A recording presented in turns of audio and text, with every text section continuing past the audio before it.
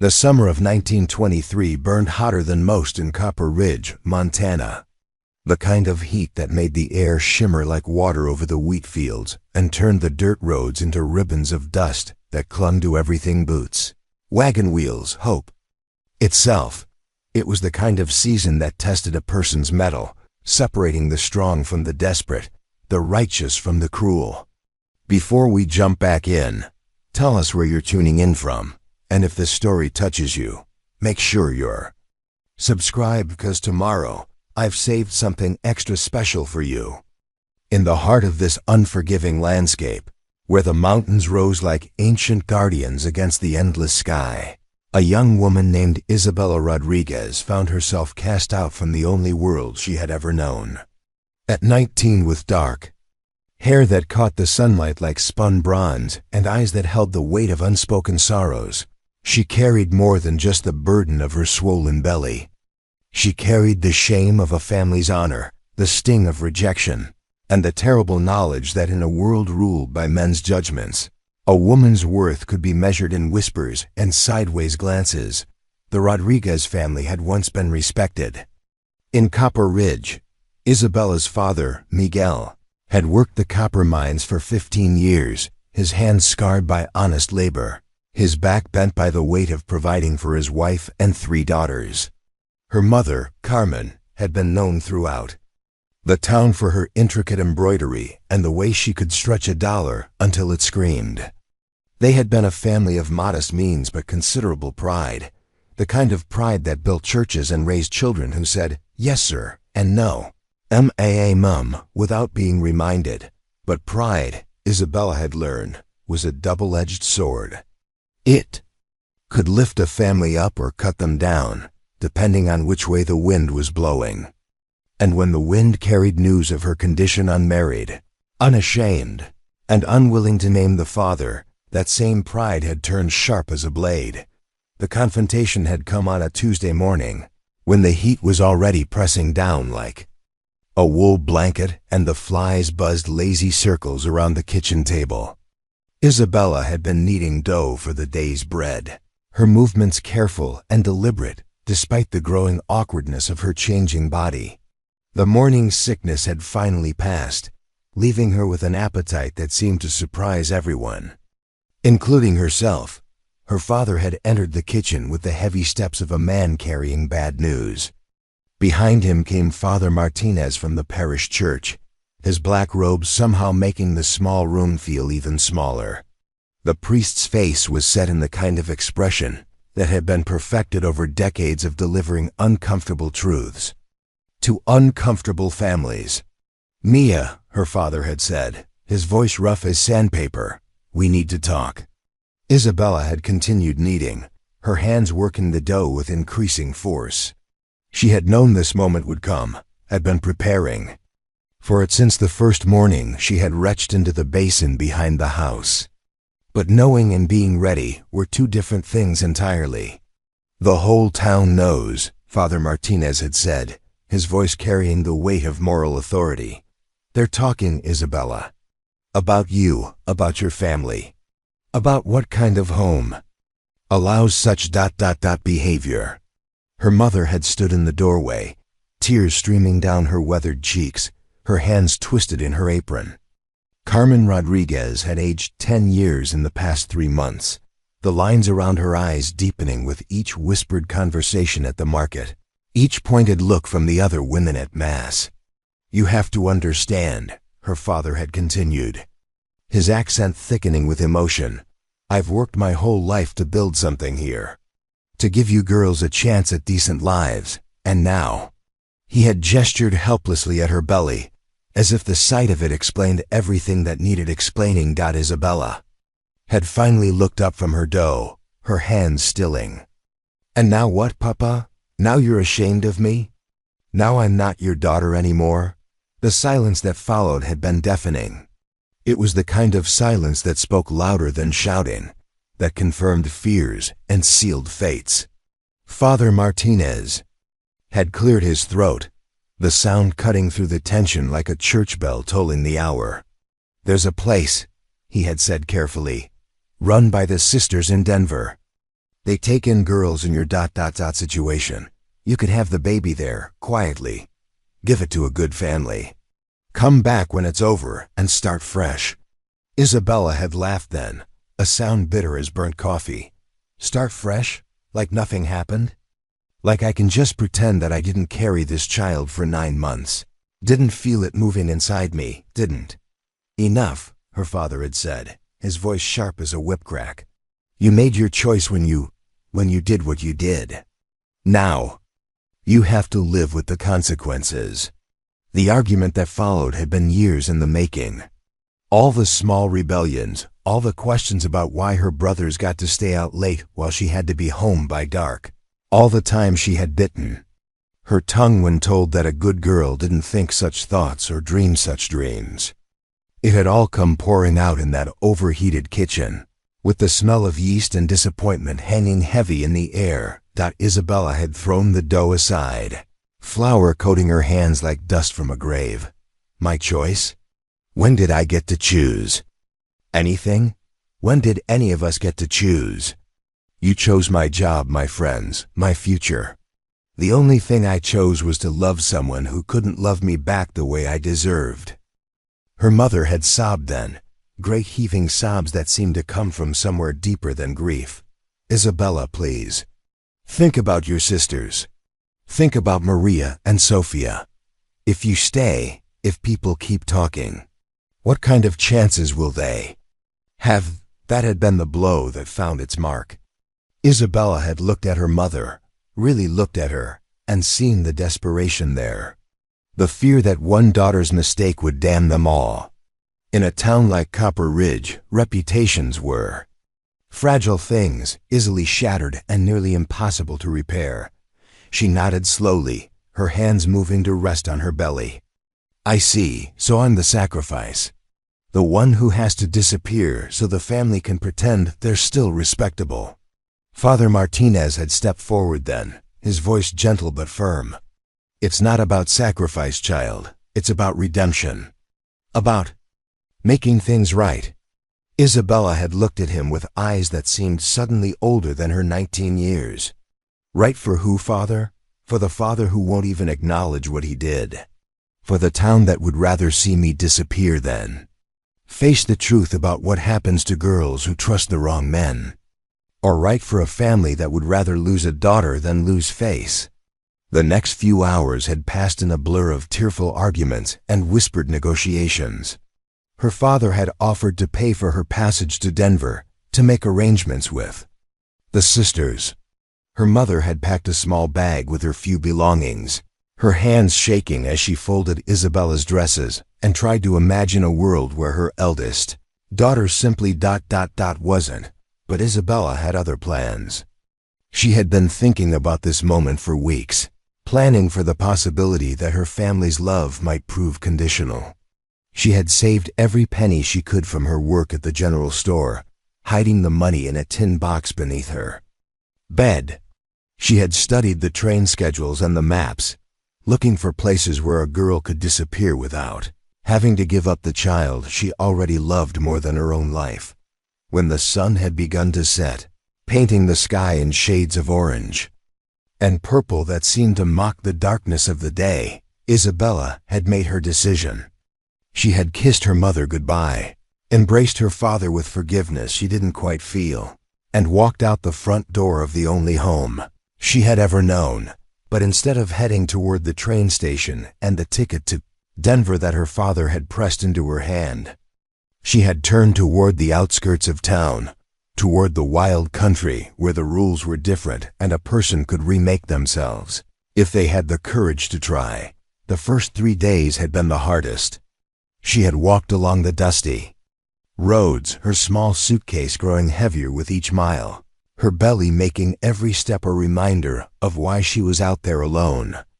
She had slept in abandoned barns and washed her face in creek water, eating the bread and cheese her mother had packed and trying not to think about what would happen when the food ran out. It was on the 4th day that she had met Marcus Shaw, a traveling salesman with kind eyes and a weakness for sob stories. He had been heading west in his wagon, loaded down with patent medicines and promises of miracle cures.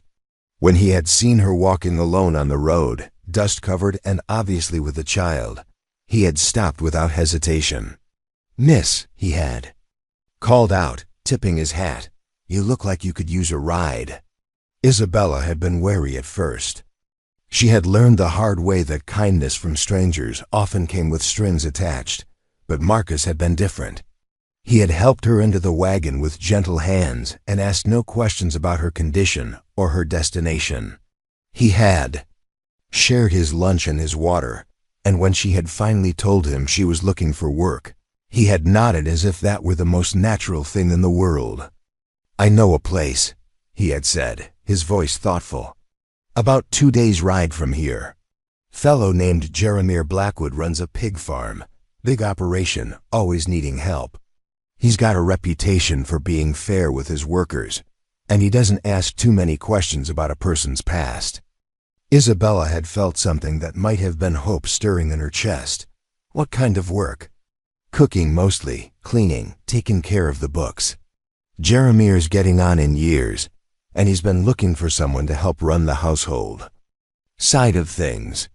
The pay's decent, and there's a room over the kitchen that comes with the job. It had seemed too good to be true, but Isabella had learned to grab onto hope wherever she found it. She had agreed to let Marcus take her to the Blackwood farm, and they had spent the next 2 days traveling through a country that grew wilder and more beautiful with each mile. Marcus had been good company, full of stories from his travels and observations about the changing world. He had talked about the cities he had visited, the inventions he had seen, the ways that life was becoming easier for some people and harder for others. He had spoken of women who were beginning to work in offices and factories, who were cutting their hair short and speaking their minds in ways that would have scandalized their grandmothers. "Times are changing," he had said one evening as they had camped by a stream, the sound of running water mixing with the calls of night birds. "Maybe not fast enough for some, but they're changing. A woman like you, with intelligence and determination, might find more opportunities than you think." Isabella had wanted to believe him, but she had also learned to be careful with hope. It had a way of turning sharp when you least expected it. Preparing and narrating this story took us a lot of time, so if you are enjoying it, subscribe to our channel. It means a lot to us. Now back to the story. When they had finally reached the Blackwood farm, Isabella had been struck by the size of the operation. The main house had been a sprawling structure of weathered wood and stone, surrounded by barns and outbuildings that spoke of prosperity and hard work. The pig pens had stretched as far as the eye could see, filled with animals that looked well-fed and healthy. Jeremiah Blackwood had emerged from the house as their wagon had pulled up, and Isabella had felt her heart sink. He had been a tall man, probably in his 50s, with graying hair and the kind of build that came from years of physical labor. But it had been his eyes that had caught her attention, cold, calculating, with a hardness that had made her skin crawl. Marcus had made the introductions, explaining that Isabella was looking for work and would be perfect for the household position. They had discussed.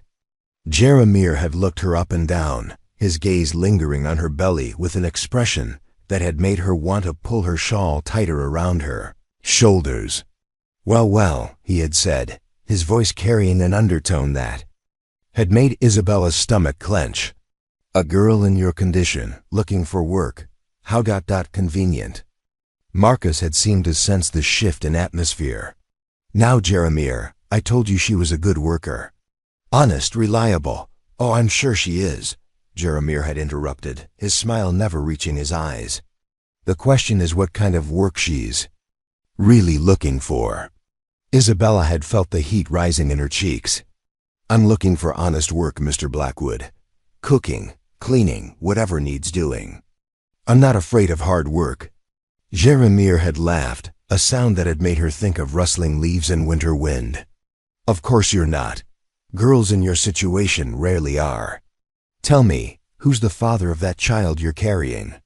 "Some married man who promised you the moon and left you to face the consequences alone. The question had been like a slap across the face. Isabella had lifted her chin, trying to maintain some dignity. "My personal business is my own, Mr. Blackwood. I'm here about a job, nothing more. Everything about you is my business if you're going to be working on my property," he had replied, his voice hardening. "I run a respectable operation here. I can't have damaged goods causing trouble with my other workers." Marcus had stepped forward then, his own voice carrying a warning. "That's enough, Jeremiah. The girl's looking for honest work, and you need help. Seems like a fair trade to me." "But—" Jeremiah had been unmoved. "Fair trade? Look at her, Marcus.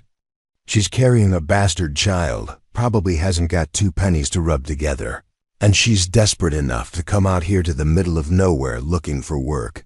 She's not in any position to be making demands." Isabella had felt the tears, threatening to fall, but she had held them back through sheer force of will. She had not come this far to break down in front of a man who clearly saw her as nothing more than a commodity to be used or discarded. "I may be desperate," she had said, her voice steady despite the emotion threatening to overwhelm her, "but I'm not stupid. I know what honest work looks like, and I know what it doesn't look like. If you're not interested in hiring me for the position Mr. Shaw described, then I'll be on my way." Jeremiah had laughed again, that same unsettling sound. "Oh, you'll be on your way, will you? And where exactly will you go?" "Back to whatever family threw you out.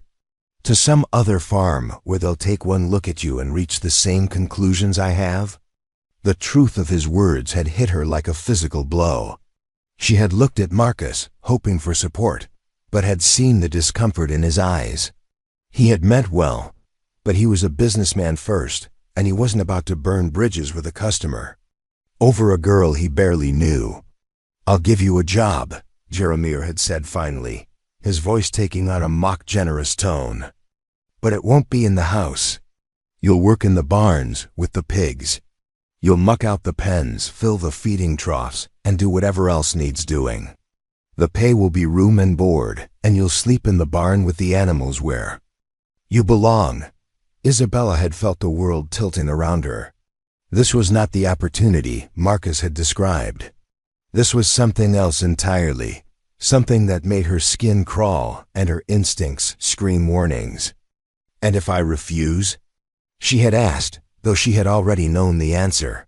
Jeremiah had shrugged. "Then you can walk back to town and explain to the sheriff why you were trespassing on my property. I'm sure he'll be very interested in hearing about a pregnant girl wandering around the countryside, probably looking to steal from honest folks." The threat had been clear. Isabella had found herself trapped between bad choices and worse ones, with no allies and no resources. She had looked at Marcus one more time, but he had already begun loading his wagon, his discomfort with the situation evident in every movement. "I'll take the job," she had said finally, the words tasting like ash in her mouth. Jeremiah had smiled then, an expression that had made her blood run cold. "Excellent. I knew you'd see the reason. Now, let's get you settled in your new home." He had led her to a barn that housed some of the older pigs, animals that had been past their prime for breeding but were still being fattened for market. The smell had been overwhelming, a mixture of hay, manure, and something else that she couldn't quite identify, but that made her stomach turn. "This is where you'll sleep," he had said, gesturing to a small space that had been partitioned off with rough boards. "There's a cot and a blanket. You'll take your meals in the kitchen, but you'll eat after the other workers are finished. And you'll keep your mouth shut about your situation. The last thing I need is you causing trouble with talk about your bastard child." Isabella had nodded, not trusting herself to speak. She had set her suitcase down on the rickety cot and tried not to think about how far she had fallen in such a short time. "Work starts at dawn," Jeremiah had continued. "You'll muck out the pens first, then feed the animals. After that, you'll do whatever else needs doing. And Isabella?"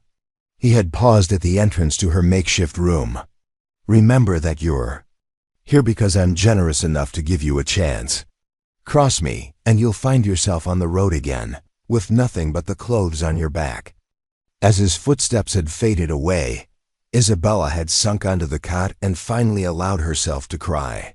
She had cried for the family that had cast her out, for the dreams that had died in a kitchen filled with flour and disappointment. She had cried for the child she carried, who would be born into a world that had already judged them both. And she had cried for herself, for the girl who had believed that love could conquer all, who had trusted in the wrong person and was now paying the price. The pigs had stirred restlessly in their pens, as if sensing her distress.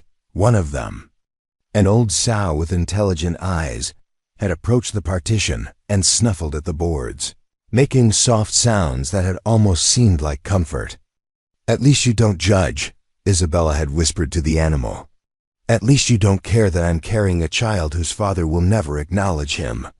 As the sun had set and the barn had grown dark, Isabella had tried to imagine what the next few months would hold. She had tried to picture herself growing larger with a child while working in the pig pens, tried to imagine giving birth in this place that smelled of animals and desperation, but mostly she had tried to hold on to the hope that somehow, someway, things would get better. That this was not the end of her story, but just a chapter in a book that was still being written. She had placed her hands on her belly and whispered promises to the child growing. Inside her promises that she would find a way to give them both a better life, that she would not let the circumstances of their birth define their future. The pigs had settled into sleep around her, their breathing creating a rhythm that was oddly comforting. And as Isabella had finally drifted off to sleep on the narrow cot, she had dreamed of a future where she and her child were valued for who they were, not judged for how they came to be. But first, she would have to survive the months ahead in a place where she was seen as less than human, working for a man who clearly had his own dark purposes. The real test of her strength was just beginning, and she could only hope that when it was over, she would still recognize the person she had been before the world had tried to break her. Dawn broke gray and unforgiving over the Blackwood farm, creeping through the gaps in the barn walls like an unwelcome visitor. Isabella woke to the sound of pigs grunting and shuffling in their pens, their restless movements accompanied by the distant clanging of metal buckets and the sharp whistle of wind through loose boards. Her body ached from sleeping on the thin mattress, and the smell that had seemed overwhelming the night before now felt like a living thing, pressing against her lungs with each breath. She sat up slowly, her hand instinctively moving to her belly where the child stirred with gentle kicks. At 6 months pregnant, her movements had become careful and deliberate, each position calculated to minimize discomfort. The baby seemed more active in the mornings, as if responding to the changing light that filtered through the dusty windows. The sound of heavy boots on wooden planks announced Jeremy's approach. Isabella quickly smoothed her hair and adjusted her dress, trying to maintain some semblance of dignity despite her surroundings.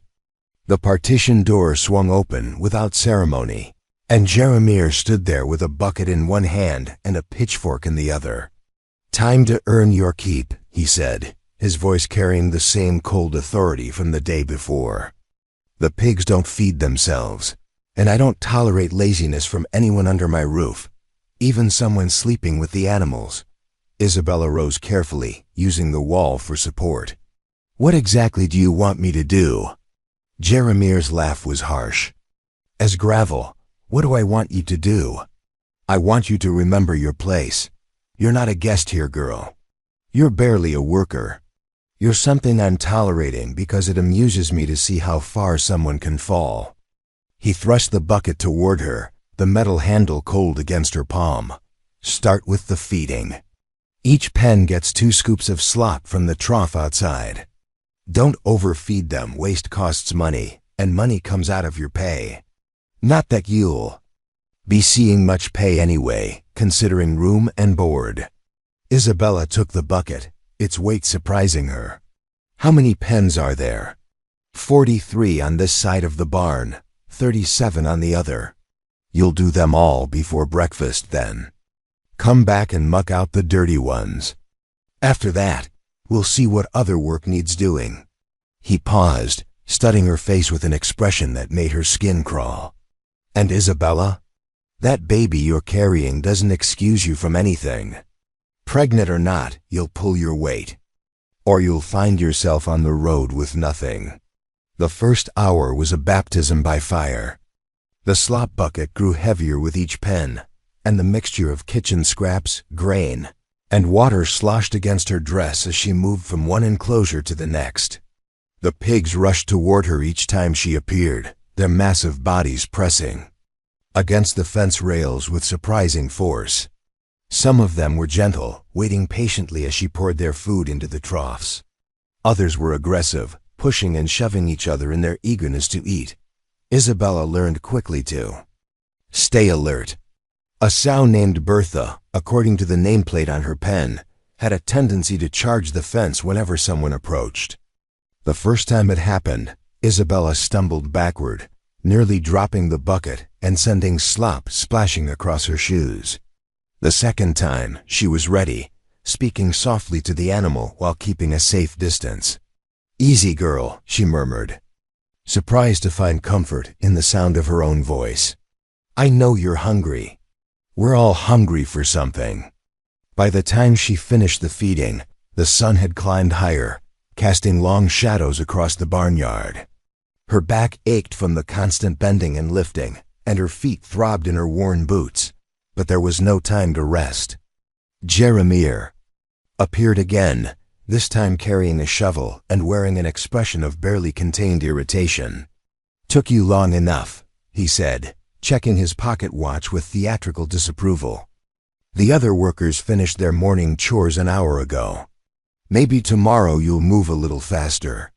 Isabella wanted to point out that the other workers weren't 6 months pregnant and sleeping in a pig barn, but she bit her tongue.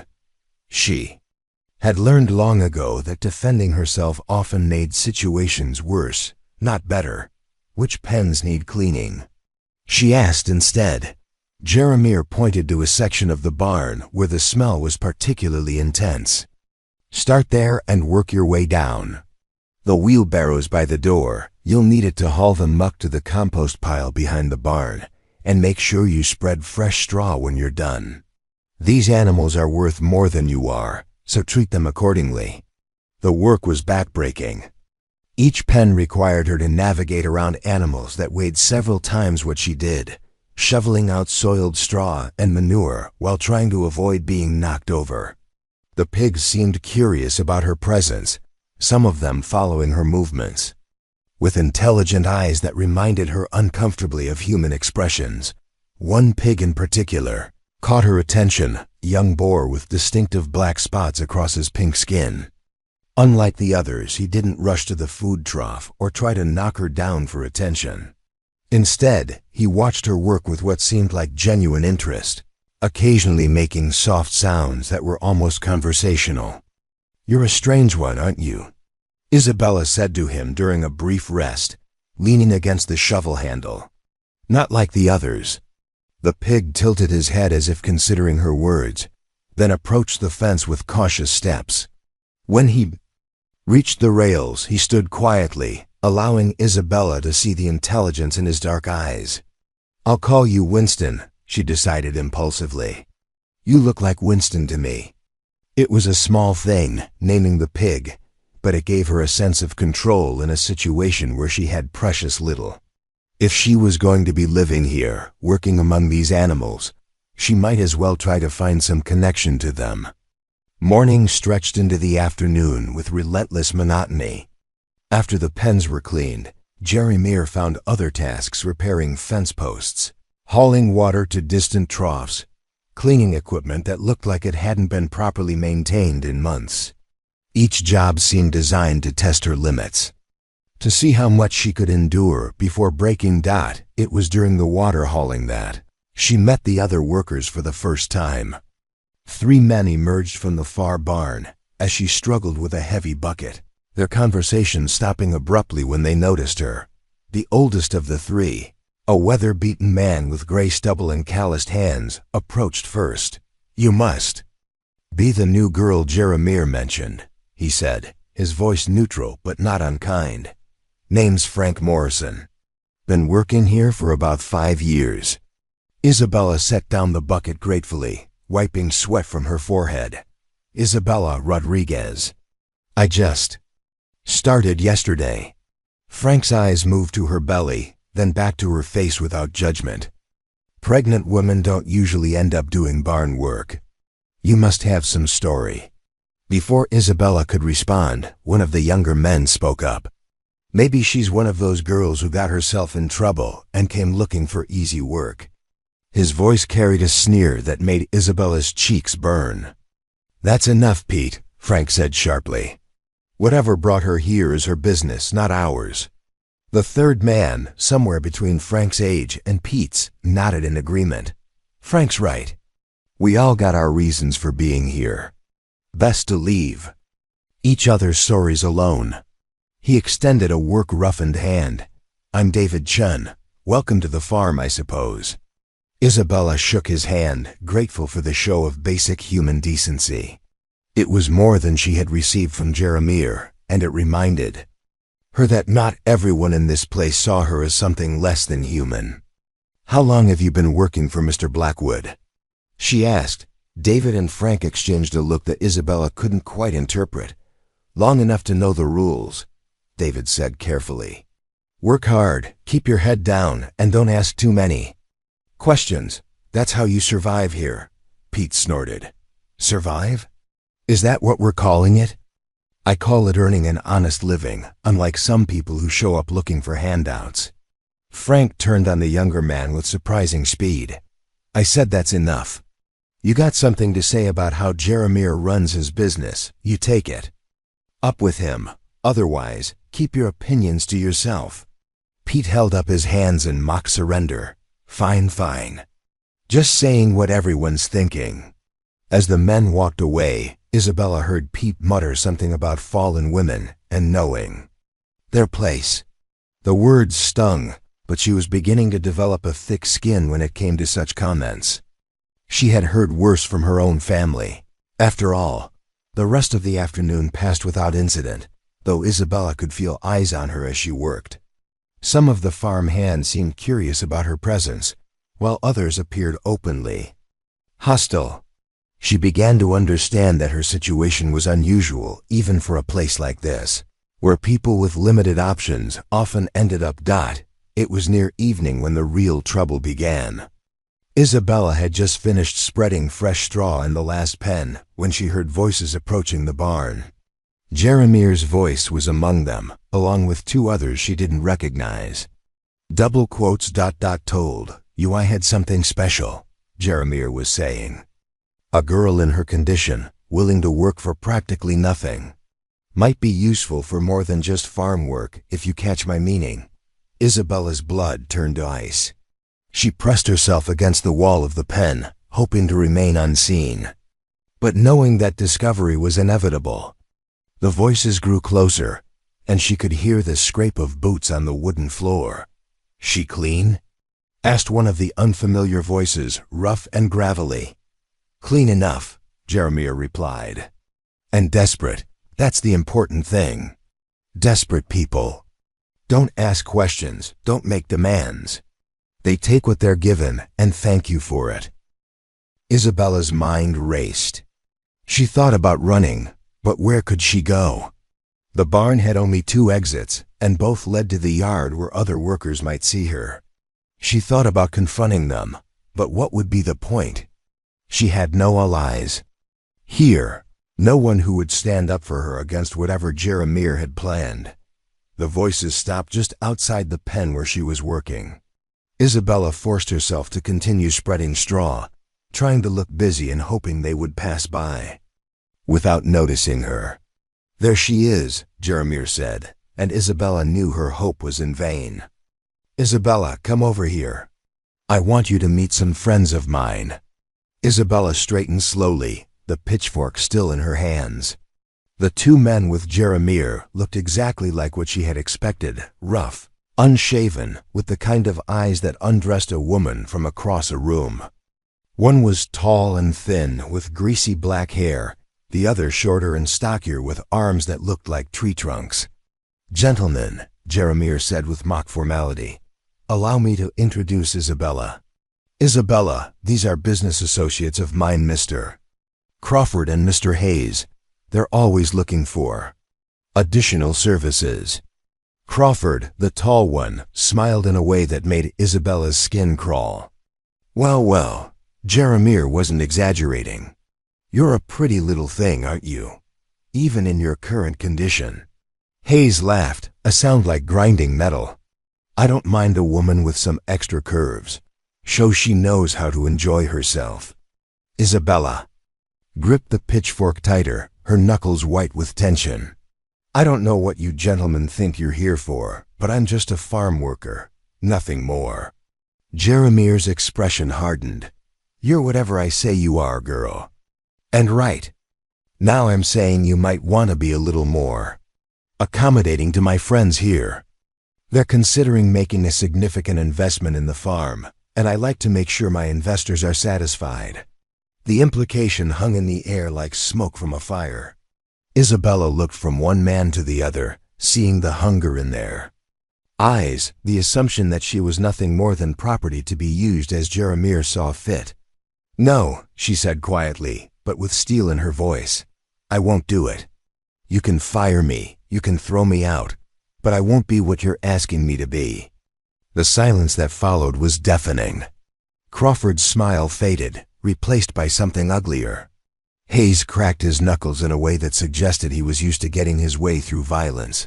And Jeremiah looked like a man who had just been challenged in front of witnesses and didn't intend to let it stand. "Is that so?" he said softly, his voice carrying more menace than any shout could have.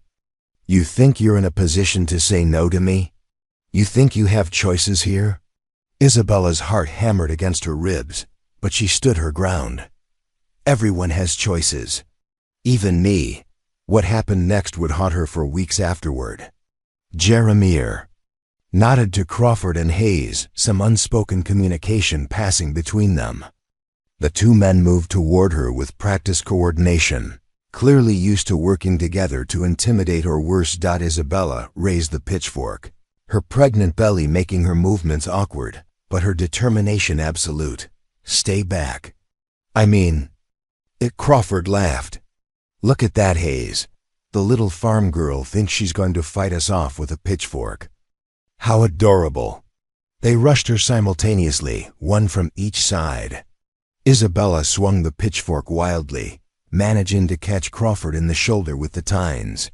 He yelped and stumbled backward, blood seeping through his shirt. But Hayes was faster and stronger. He grabbed the pitchfork from her hands and tossed it aside like it weighed nothing. His massive hands seized her arms, holding her immobile while Crawford recovered from his wound. "You little wildcat," Crawford snarled, examining the tears in his shirt. "You're going to pay for that." Jeremiah watched the struggle with cold satisfaction. "I tried to do this the easy way, Isabella, but you had to make it difficult. Now we'll do it my way." What followed was a blur of violence and humiliation that Isabella's mind would later try to forget. They dragged her from the barn toward one of the pig pens, her protests and struggles meaning nothing against their combined strength. The other farm workers were nowhere to be seen, whether by chance or design. Isabella would never know. The pen they chose was one of the smaller ones, housing a group of younger pigs who scattered in alarm as the gate swung open. The ground was soft with mud and manure, the smell overwhelming even by the standards of the farm. "This is where animals belong," Jeremiah said as they forced her to her knees in the muck. "And that's all you are, Isabella. An animal who forgot her place." They held her down while the reality of her situation sank in. She was alone, friendless, and at the mercy of men who saw her as less than human. The child in her belly moved restlessly, as if sensing her distress, and Isabella found herself whispering apologies to the life she carried. "I'm sorry," she murmured through tears and mud. "I'm so sorry I brought you into this world." Crawford wiped blood from his shoulder and glared down at her. "Maybe next time you'll think twice before fighting back.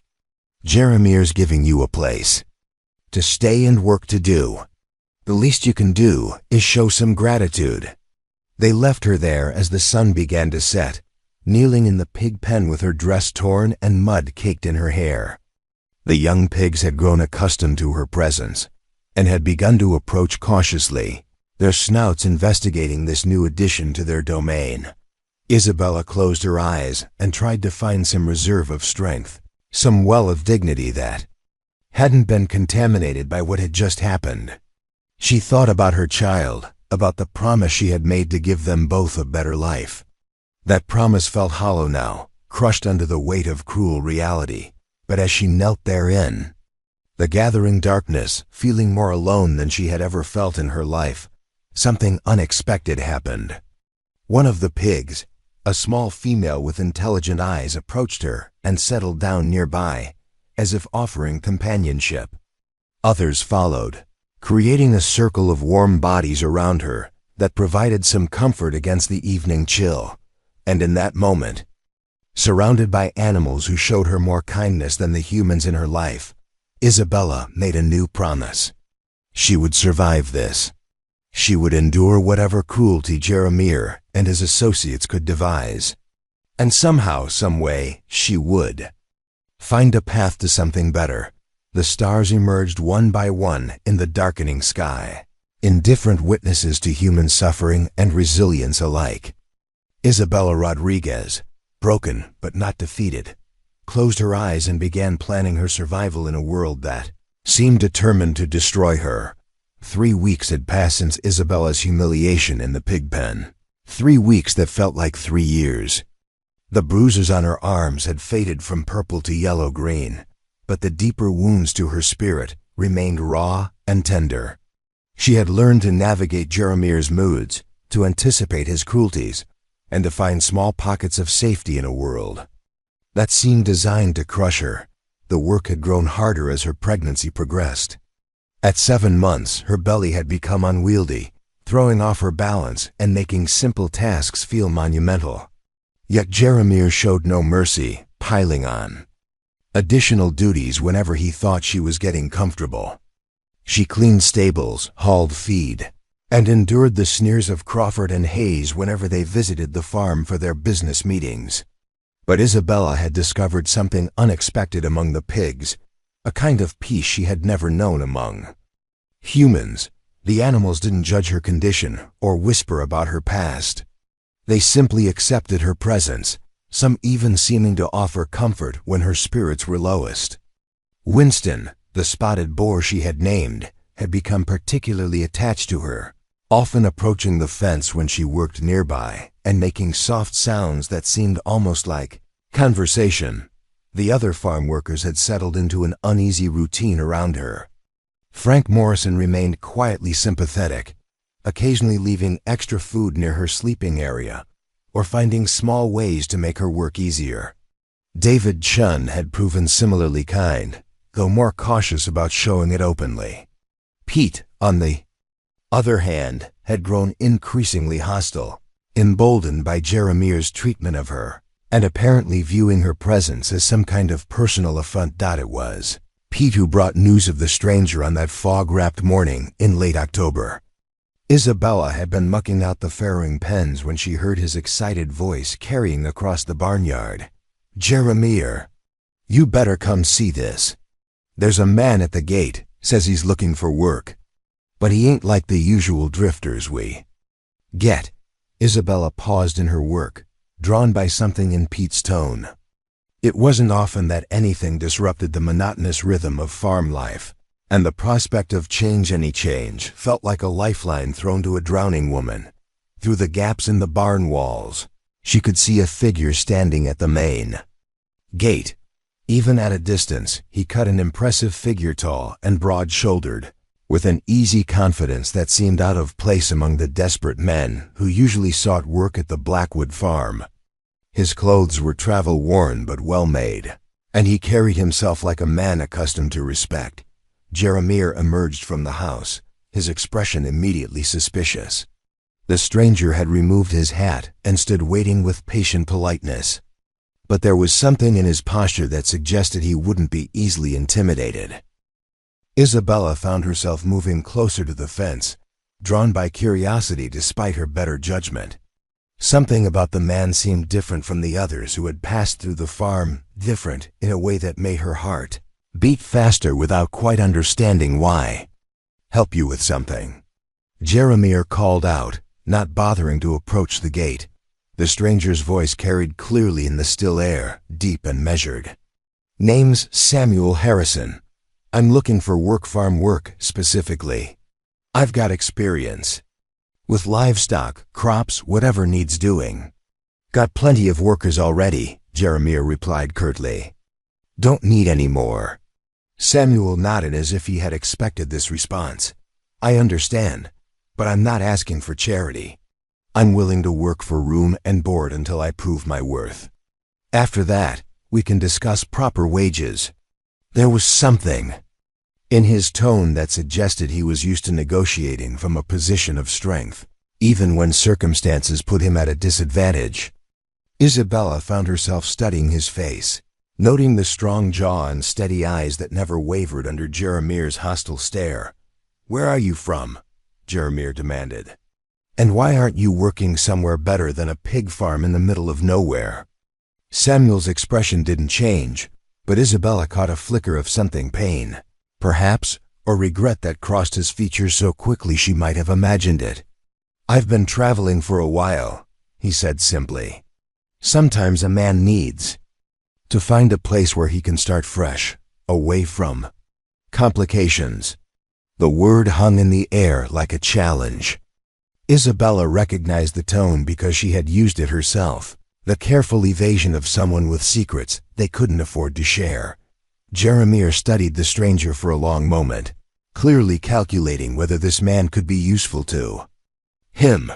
Isabella had seen that look before, the cold assessment of how much pain could be inflicted and how much labor extracted before someone broke completely. "What kind of complications?" Jeremiah asked, stepping closer to the gate. Samuel met his gaze steadily. "The kind that are nobody's business but my own." The silence stretched between them, a test of wills that Isabella watched with growing fascination. Most men wilted under Jeremiah's stare, but Samuel stood his ground with quiet dignity that reminded Isabella of something she had almost forgotten existed in the world. Finally, Jeremiah laughed, that harsh sound Isabella had come to dread. "I like a man with secrets. Means he's got reasons to stay put and keep his mouth shut." He unlocked the gate and swung it open. "You can stay. But understand this, I run this place, and what I say goes. You work when I tell you to work, you eat when I tell you to eat, and you keep your nose out of things that don't concern you." Samuel nodded and stepped through the gate. "Understood, Frank." Jeremiah shouted toward the barns. "Get over here and show our new friend the ropes. Put him in the bunkhouse with the other men." Frank Morrison appeared from behind the equipment shed, wiping his hands on a rag. His expression when he saw Samuel was one of surprise mixed with something that might have been relief. "Frank Morrison," he said, extending his hand. "Welcome to the Blackwood farm." "Samuel Harrison." The handshake looked firm and sincere. "Appreciate the welcome." As Frank led Samuel toward the bunkhouse, Isabella found herself following their progress with hungry eyes. It had been so long since she had seen simple human decency that witnessing it felt like watching a miracle. The way Samuel walked, the way he spoke to Frank as an equal rather than a superior or inferior, it reminded her that there were still people in the world who hadn't forgotten how to treat others with basic respect. But she forced herself to turn away and return to her work. Hope was a luxury she couldn't afford, and she had learned the hard way that expecting kindness from strangers only led to deeper disappointment. The rest of the morning passed uneventfully, though Isabella found her attention drifting toward the sounds of Samuel being shown around the farm. She heard Frank's voice explaining the layout of the buildings, the feeding schedules, the temperaments of the various animals. Samuel asked intelligent questions and made observations that suggested genuine experience with farm work. It was during the noon meal that Isabella got her first close look at the newcomer. The farm hands ate in shifts, with Isabella taking her meals after everyone else had finished. But as she approached the kitchen building, she nearly collided with Samuel as he emerged from the door. "I'm sorry," he said immediately, stepping aside to give her room.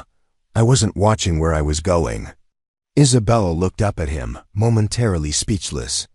It was the first time in weeks that anyone had apologized to her for anything, and the simple courtesy hit her like a physical blow. Up close, she could see that Samuel was probably in his early 30s, with brown hair that showed premature, threads of silver and eyes the color of storm clouds. There were lines around those eyes that spoke of experience with both laughter and sorrow. It's fine," she managed to say, acutely aware of her own appearance. Her dress was stained with mud and pig manure, her hair hung in greasy strings, and she probably smelled like the barn she slept in. Samuel's gaze moved to her swollen belly, then back to her face without the judgment or disgust she had come to expect. Instead, she saw something that looked almost like concern. "Are you all right?" he asked quietly. "You look like you could use some rest." The kindness in his voice nearly undid her. Isabella felt tears threatening and fought them back with desperate determination. She couldn't afford to break down in front of this stranger, no matter how gentle his manner seemed. "I'm fine," she said, trying to move past him toward the kitchen, but Samuel didn't move aside immediately. "What's your name?" he asked. Isabella hesitated. Giving her name felt like an act of trust she wasn't sure she could afford. But something in his expression encouraged honesty. "Isabella," she said finally. "Isabella." He repeated her name like he was tasting it, finding it worthy of respect. "That's a beautiful name. I'm Samuel." "I heard." She gestured toward the kitchen. "I need to. They don't like it when I'm late for meals." Samuel stepped aside then, but his expression had grown thoughtful. "Of course. I'll see you around, Isabella." As she entered the kitchen and ladled cold stew into a bowl, Isabella found herself replaying the conversation. Such a simple exchange, yet it had been the first time in weeks that someone had spoken to her like she was a human being rather than an inconvenience to be tolerated. The afternoon brought new challenges as Jeremiah decided to test Samuel's abilities. Isabella watched from the pig pens as the newcomer was put through a series of increasingly difficult tasks, repairing fence posts, moving heavy feed sacks, handling some of the more aggressive animals. To her surprise, Samuel met each challenge with competent skill and unflappable calm. It was his interaction with the animals that caught Isabella's attention most strongly. Unlike many of the farm hands who treated the pigs as merely livestock to be fed and cleaned up after, Samuel seemed to genuinely observe them as individuals. She watched him spend several minutes talking softly to a particularly temperamental sow, his movements patient and respectful until the animal allowed him to approach her pen. "Interesting technique," Pete's voice cut through her observation. Startling her back to awareness, Isabella turned to find Pete watching her with an unpleasant smile. "I don't know what you mean." "Sure you do. You've been watching our new friend all day, like a starving dog looking at a piece of meat." Pete stepped closer, his voice dropping to a malicious whisper. "But don't get any ideas, Isabella. Men like that don't want anything to do with used goods like you." The words hit their mark as Pete had intended. Isabella felt heat flood her cheeks, a mixture of shame and anger that made her hands tremble. "I was just working," she said, turning back to the pen she had been cleaning. "Were you?" Pete laughed. "Because it looked like you were dreaming about something you'll never have. Face facts, girl, you're carrying another man's bastard, you sleep with pigs, and you smell like them too. What makes you think someone like..." Samuel Harrison would even notice you exist? Isabella gripped the shovel handle until her knuckles went white.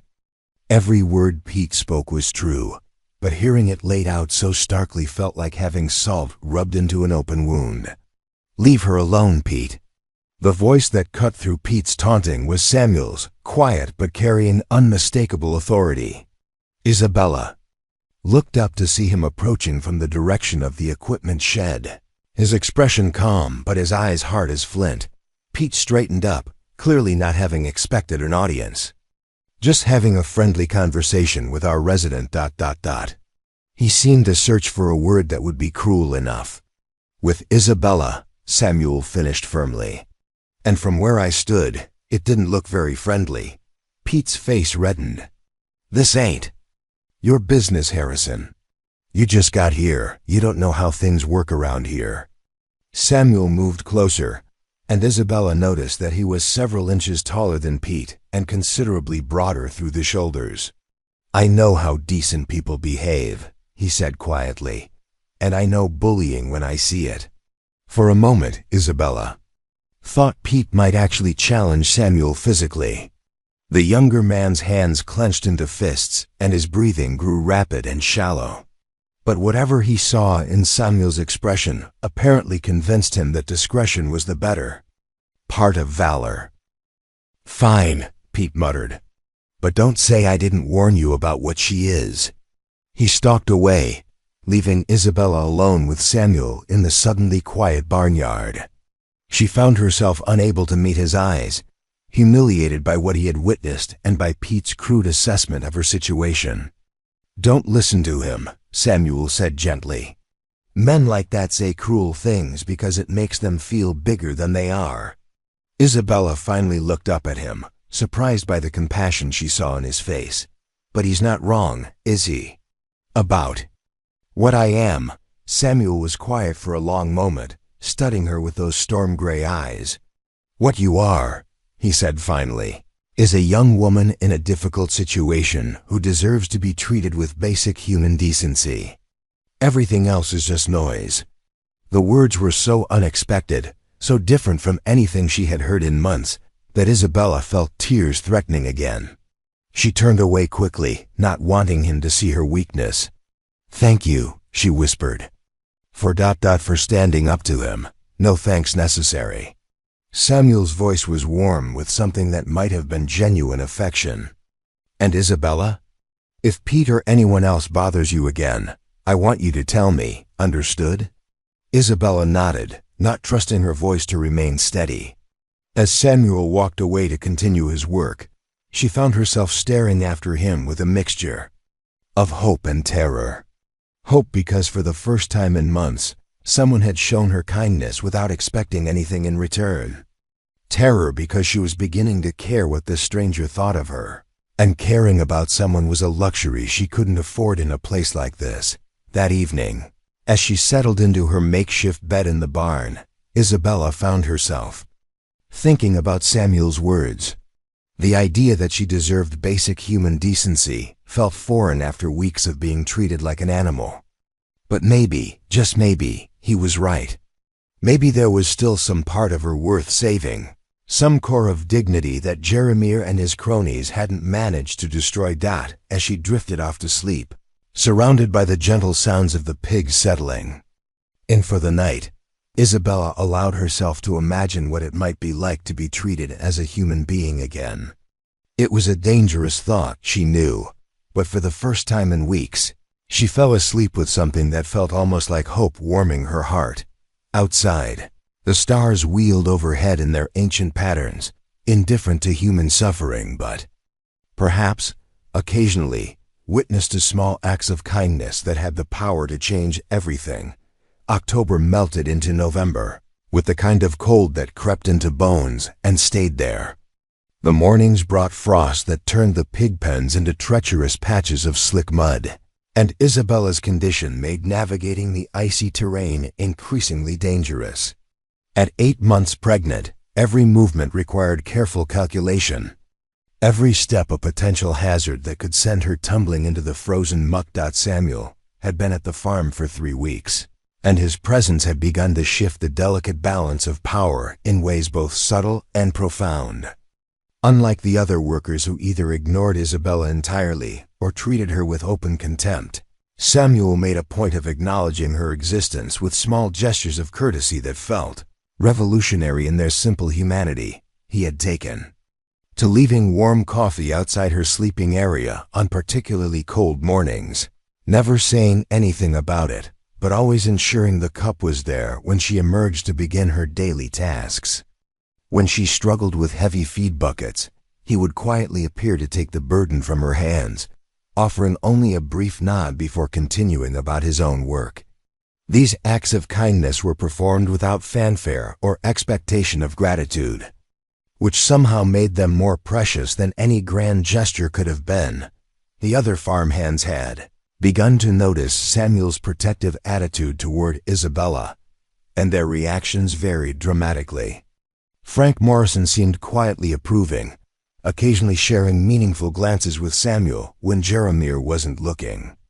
David Chun remained diplomatically neutral, though Isabella sometimes caught him watching Samuel's interventions with what might have been admiration. Pete, however, had grown increasingly hostile, his resentment simmering just beneath the surface of every interaction. It was Jeremiah's reaction that concerned Isabella most. She had seen him watching Samuel with the calculating gaze of a predator studying potential prey. There was something in his expression that suggested he was planning some kind of test, some way to either break Samuel's spirit or drive him away from the farm entirely. The test came on a gray Tuesday morning when the wind cut through the valley like a rusty blade. Isabella had been attempting to repair a section of fence that had been damaged during the night. One of the older boars had apparently gotten agitated and charged the wooden rails until they splintered. The work required her to kneel in the frozen mud while trying to hold the boards in place with one hand and hammer nails with the other, a task made nearly impossible by her unwieldy belly. She had been struggling with a particularly stubborn board when she heard footsteps approaching. Looking up, she expected to see Samuel coming to offer assistance, as he had done so many times before. Instead, she found herself facing Jeremiah, flanked by Crawford and Hayes. The two men had been visiting the farm more frequently lately, and their presence never boded well for anyone, least of all Isabella. "Having trouble with that fence?" Jeremiah asked, his voice carrying that familiar tone of false concern that always preceded something unpleasant. Isabella straightened slowly, her hand instinctively moving to support her lower back. "I'll get it fixed, Mr. Blackwood. Just need a little more time." "Time," Jeremiah repeated thoughtfully. "Yes, time is something we all have to manage carefully, isn't it? And lately, I've been thinking that maybe you've been having too much help with your work, making things too easy for you." Isabella's stomach clenched with dread. She had known this moment would come eventually. Jeremiah had been tolerating Samuel's kindness toward her for weeks, but his patience was clearly at an end. "I don't know what you mean," she said carefully. Crawford laughed, the sound harsh in the cold air. "Oh, I think you know exactly what he means. You've got that new fellow wrapped around your little finger, haven't you? Got him thinking you're some kind of princess instead of what you really are." Hayes stepped closer, his breath visible in white puffs as he spoke. "Maybe it's time somebody reminded both of you where you belong in the pecking order around here." Before Isabella could respond, she heard Samuel's voice calling from across the yard. "Isabella, I thought you might need some help with that fence." Jeremiah's smile was cold as winter steel. Perfect timing. "I was just thinking we needed to have a conversation with Mr. Harrison about his priorities." Samuel approached with his usual steady confidence, but Isabella could see the wariness in his eyes. As he took in the scene, he moved to stand beside her, close enough that she could feel the warmth radiating from his body despite the frigid air. "Gentlemen," he said politely, his voice giving nothing away. "Beautiful morning, isn't it?" "Beautiful is one word for it," Jeremiah replied. "Samuel, I've been observing your work these past few weeks, and I have to say, I'm impressed. You're skilled, reliable, and you follow orders without complaint. Exactly the kind of worker I value." Samuel nodded acknowledgement, but said nothing, clearly sensing that praise from Jeremiah was likely to come with strings attached. "However," Jeremiah continued, his tone sharpening, "I've also noticed that you seem to have developed some misguided sympathies, a tendency to waste time on tasks that aren't your responsibility." "I'm not sure I follow," Samuel said evenly. Though Isabella could see the tension building in his shoulders, Crawford stepped forward, his hand resting casually on the handle of a leather whip he wore at his belt. "He means you've been playing nursemaid to this little whore when you should be focusing on real work." The word hit Isabella like a physical blow, but it was Samuel's reaction that surprised her. His entire body went rigid, and when he spoke, his voice carried a dangerous edge that she had never heard before. "I'd choose my words more carefully if I were you," he said quietly. Hayes laughed, apparently unimpressed by the implied threat.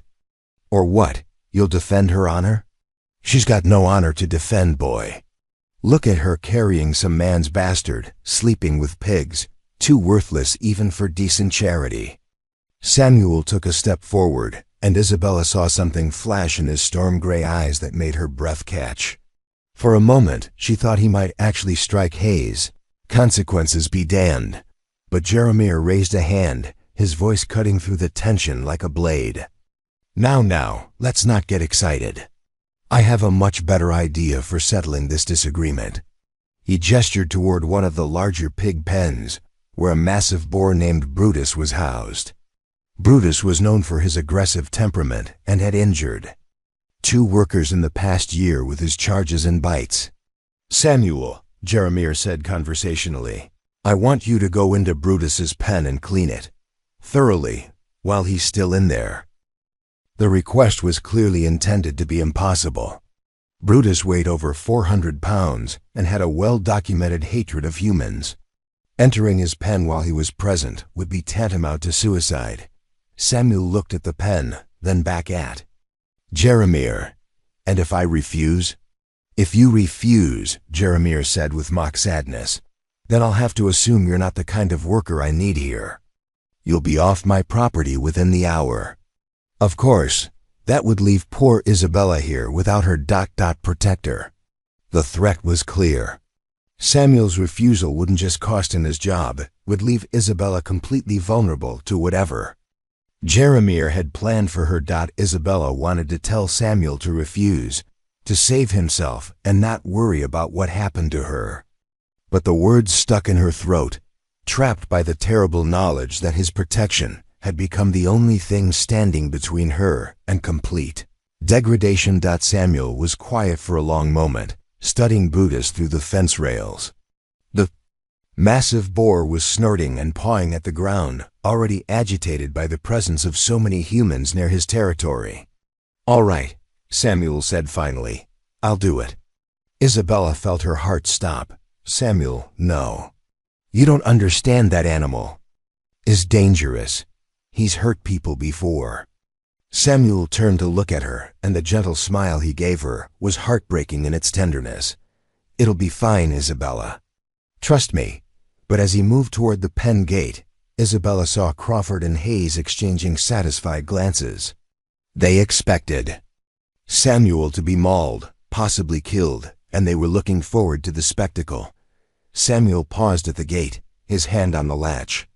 "Just so we're clear," he said to Jeremiah, "when I finish this task, you'll leave Isabella alone.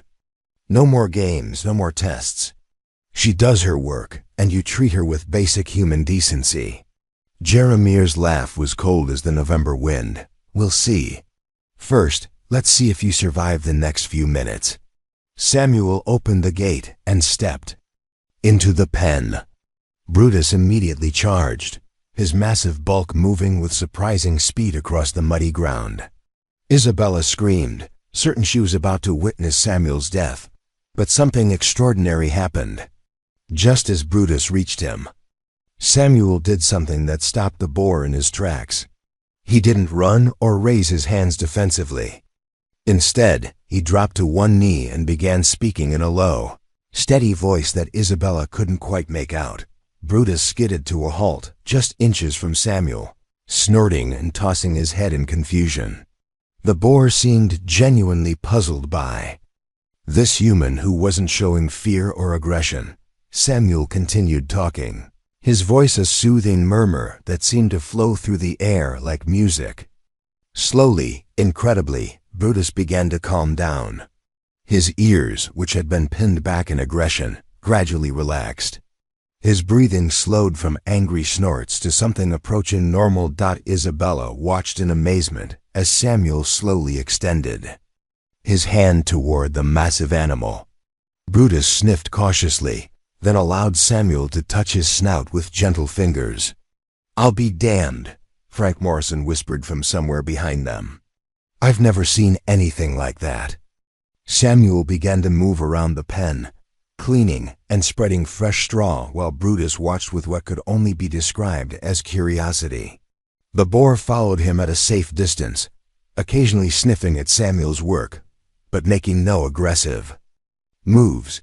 The entire process took perhaps 20 minutes, but to Isabella, it felt like hours. When Samuel finally emerged from the pen, closing the gate behind him with Brutus watching peacefully from the other side, the silence in the barnyard was deafening. Jeremiah single quotes' face was a mask of frustrated rage. His carefully planned humiliation had backfired spectacularly, and everyone present had witnessed Samuel's extraordinary skill with animals. "Interesting technique," Jeremiah said finally, his voice tight with controlled anger. "Where did you learn to handle livestock like that?" Samuel brushed mud from his hands, his expression giving nothing away. "My father raised cattle. He taught me that every animal has its own language. You just have to take the time to learn it." It was the first personal information Samuel had shared about his past, and Isabella found herself hungry for more details about this mysterious man who had risked his life to protect her. Crawford and Hayes were clearly disappointed by the outcome. They had been expecting blood and violence, and Samuel's peaceful resolution of the situation had robbed them of their entertainment. "Lucky," Hayes muttered. "Pure dumb luck." Samuel turned to look at him, and there was steel in his voice when he spoke. "Luck had nothing to do with it. And now, if you'll excuse me, I have real work to do." As the group dispersed, Isabella found herself alone with Samuel for the first time since the confrontation began. She wanted to thank him, to somehow express her gratitude for what he had done, but the words felt inadequate. "Why?" she asked finally. "Why did you risk your life for me?" Samuel was quiet for a moment, studying her face with those storm-gray eyes. "Because everyone deserves to have someone stand up for them," he said simply. "And because ... He paused, seeming to weigh his words carefully. "Because I've seen what happens when good people stand by and do nothing while others suffer." There was pain in his voice, old pain that spoke of losses and regrets that went far deeper than anything happening on this farm. Isabella wanted to ask about it, to understand what had brought this gentle, strong man to such a desperate place, but she sensed that such questions would have to wait. "Thank you," she said instead, the words carrying all the emotion she couldn't otherwise express. Samuel reached out and gently touched her shoulder, the contact sending warmth through her entire body. "You don't need to thank me, Isabella. Just be careful. Jeremiah isn't going to forget what happened here today, and men like him don't like being shown up in front of their friends."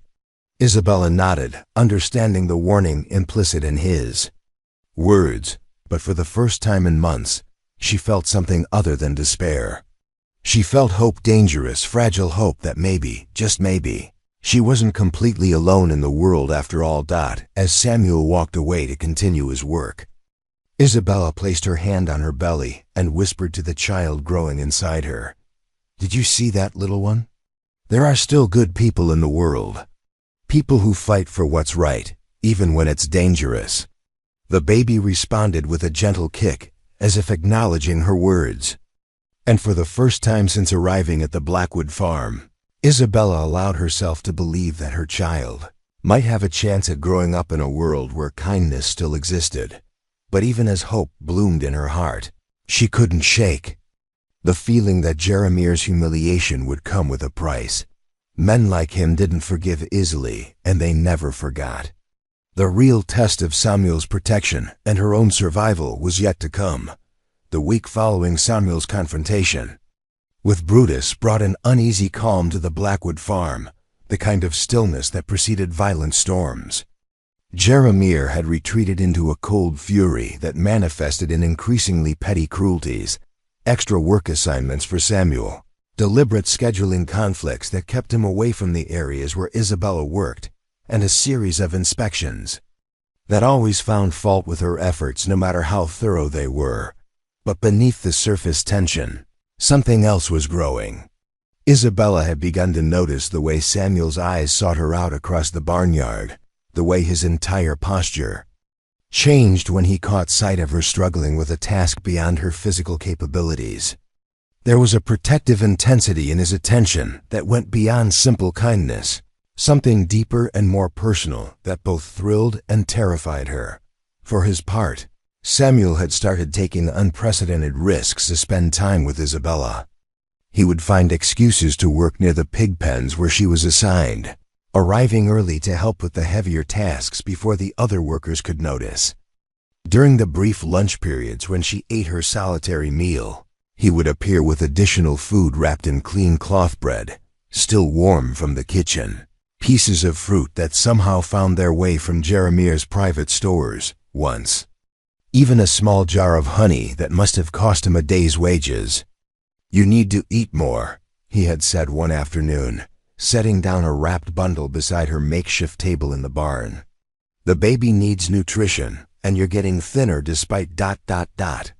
He gestured gently toward her expanding belly. Isabella had unwrapped the cloth to find thick slices of ham and cheese, luxury items that farm workers rarely saw. "Samuel, where did you get this? If Jeremiah finds out you're taking food from the kitchen, let me worry about Jeremiah," Samuel had replied, settling down beside her on a bale of hay. "You just focus on taking care of yourself and that child." It was during these stolen moments that Isabella began to learn fragments of Samuel's story. He spoke carefully, revealing details like precious coins counted out, one at a time.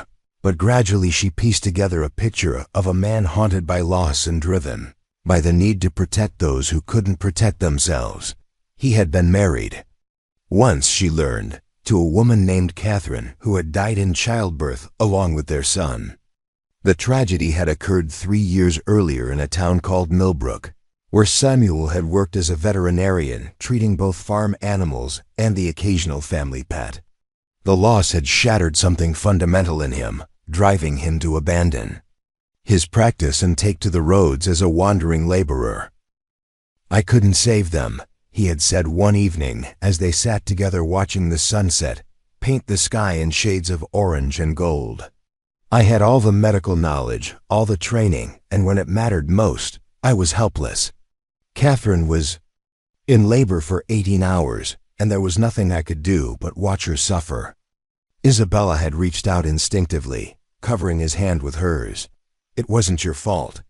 Women die in childbirth. It's one of the risks we all face." Samuel had turned his hand palm up, intertwining their fingers with gentle pressure. "Knowing that doesn't make it easier. For a long time, I thought maybe I was being punished for something.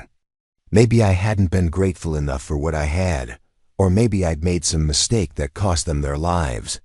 And now?" Isabella had asked softly. "Now I think maybe I was being prepared for something else. Maybe all that pain was meant to teach me something I needed to know." He had looked at her then with eyes that held depths of feeling she was afraid to acknowledge. "Maybe it was preparing me to recognize something precious when I found it again." The conversation had left Isabella shaken, not because she didn't understand what Samuel was saying, but because she understood it all too well. The growing connection between them was becoming impossible to ignore, but it was also fraught with dangers that went far beyond Jaramir's wrath. Isabella was a pregnant woman with no resources and a past that would never completely disappear. Samuel was a skilled man with his whole life ahead of him, someone who could find respectable work anywhere he chose to settle. The gulf between their circumstances seemed unbridgeable, and yet she found herself hoping against hope that somehow they might find a way to cross it together. The crisis that would test their growing bond came on a snow-covered morning in late November. Isabella had woken before dawn with unusual cramping in her lower back, discomfort that she initially attributed to the increasing awkwardness of sleeping on a thin mattress. But as the morning progressed and she began her daily tasks, the pain intensified into something that made her stop work entirely and lean against fence posts while she caught her breath. She was attempting to fill water troughs when the cramping became so severe that she dropped the bucket entirely, spilling the precious water across the frozen ground. The sound of metal striking ice carried across the barnyard, and within moments she heard footsteps approaching rapidly. "Isabella!" Samuel's voice cut through the morning air. "What's wrong?" She tried to straighten up, to pretend that everything was normal, but another wave of pain doubled her over. Samuel was beside her instantly, his strong arms supporting her weight as she struggled to remain upright. "The baby," she gasped, her hand pressed against her belly. "Something's wrong." "It's too early. I'm only 8 months along." Samuel's face went pale, but his voice remained steady. "We need to get you inside, somewhere warm. Can you walk?" Before Isabella could answer, Jaramir's voice boomed across the yard.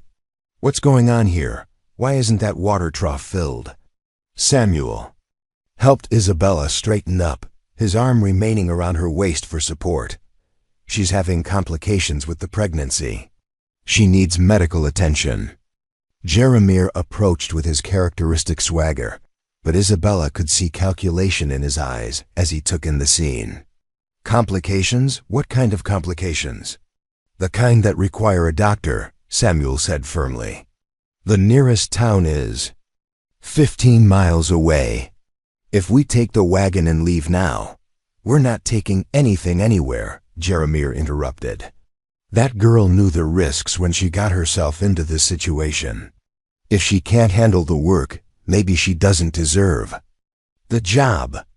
Isabella felt another wave of cramping, this one strong enough to make her cry out, despite her efforts to remain silent. Samuel's grip on her tightened, and when he spoke, his voice carried a dangerous edge. "She's not going anywhere in this condition, except to get help. You can fire me if you want, but I'm taking her to town." Jaramir's eyes narrowed. "You're not taking anything that belongs to me, and that includes the wagon, the horses, and the girl." "She doesn't belong to you," Samuel said quietly. "She's not property, isn't she?" Jaramir's laugh was cold as the winter wind. "She's working off her debt to me, board. The generosity I showed in giving her a job when no one else would. She doesn't leave until that debt is paid in full." Isabella wanted to argue, to point out that she had been working for months without wages and that any reasonable debt would have been paid off long ago. But another contraction hit her, this one strong enough to buckle her knees. Only Samuel's steady support kept her from falling to the frozen ground. "Look at her," Samuel said urgently. "She could lose the baby or worse. Whatever debt you think she owes you, it's not worth a woman's life." Jaramir studied Isabella's pale, pain-wrapped face with the detached interest of a man examining livestock. "I've seen women give birth in worse conditions than this. If she's strong enough to survive, she will. If not, he shrugged. Nature has a way of sorting these things out."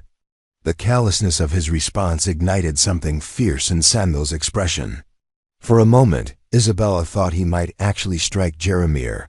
Consequences be damned. But instead, he lifted Isabella into his arms with gentle strength, cradling her against his chest. "Then I'm taking her somewhere she can get help, with or without your permission." "Put her down," Jeremiah commanded, his voice sharp with authority. "You work for me, Harrison, and you'll follow my orders." Samuel began walking toward the main house, his steps steady despite Isabella's weight in his arms. "I quit. If you take one more step, I'll have you arrested for theft," Jeremiah called after him. "That's my property you're carrying." Samuel stopped, but only to look back over his shoulder. "Then you'll have to explain to the sheriff why you refused medical care to a pregnant woman. I'm curious to see how that conversation goes." It was a masterful bit of psychological warfare.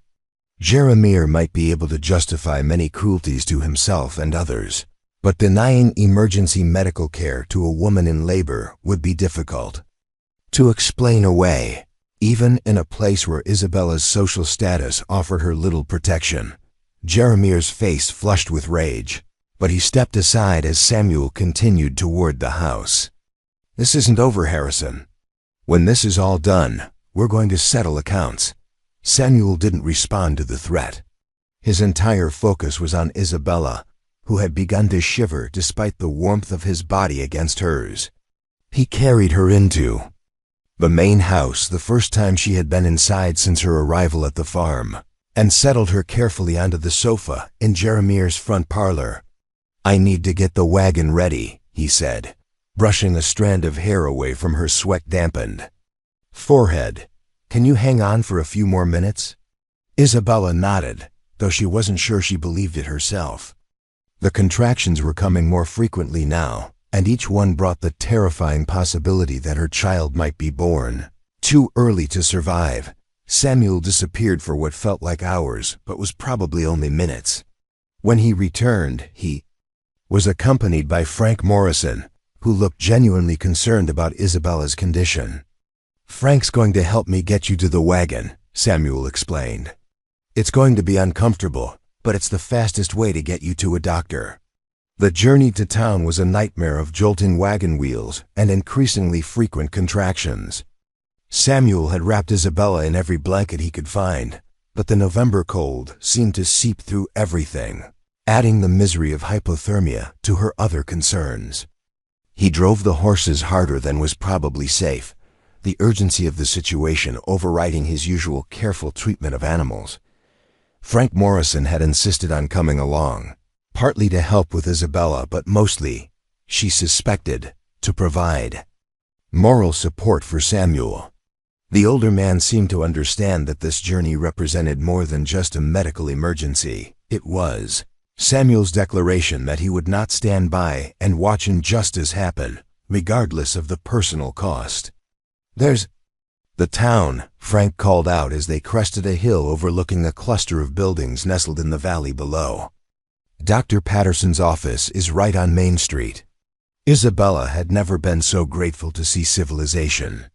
The pain had become constant now, and she was beginning to fear that the baby might be born in the back of a wagon on a frozen road miles. From any help. Dr. Patterson turned out to be a man in his 60s, with kind eyes and steady hands that spoke of decades of experience.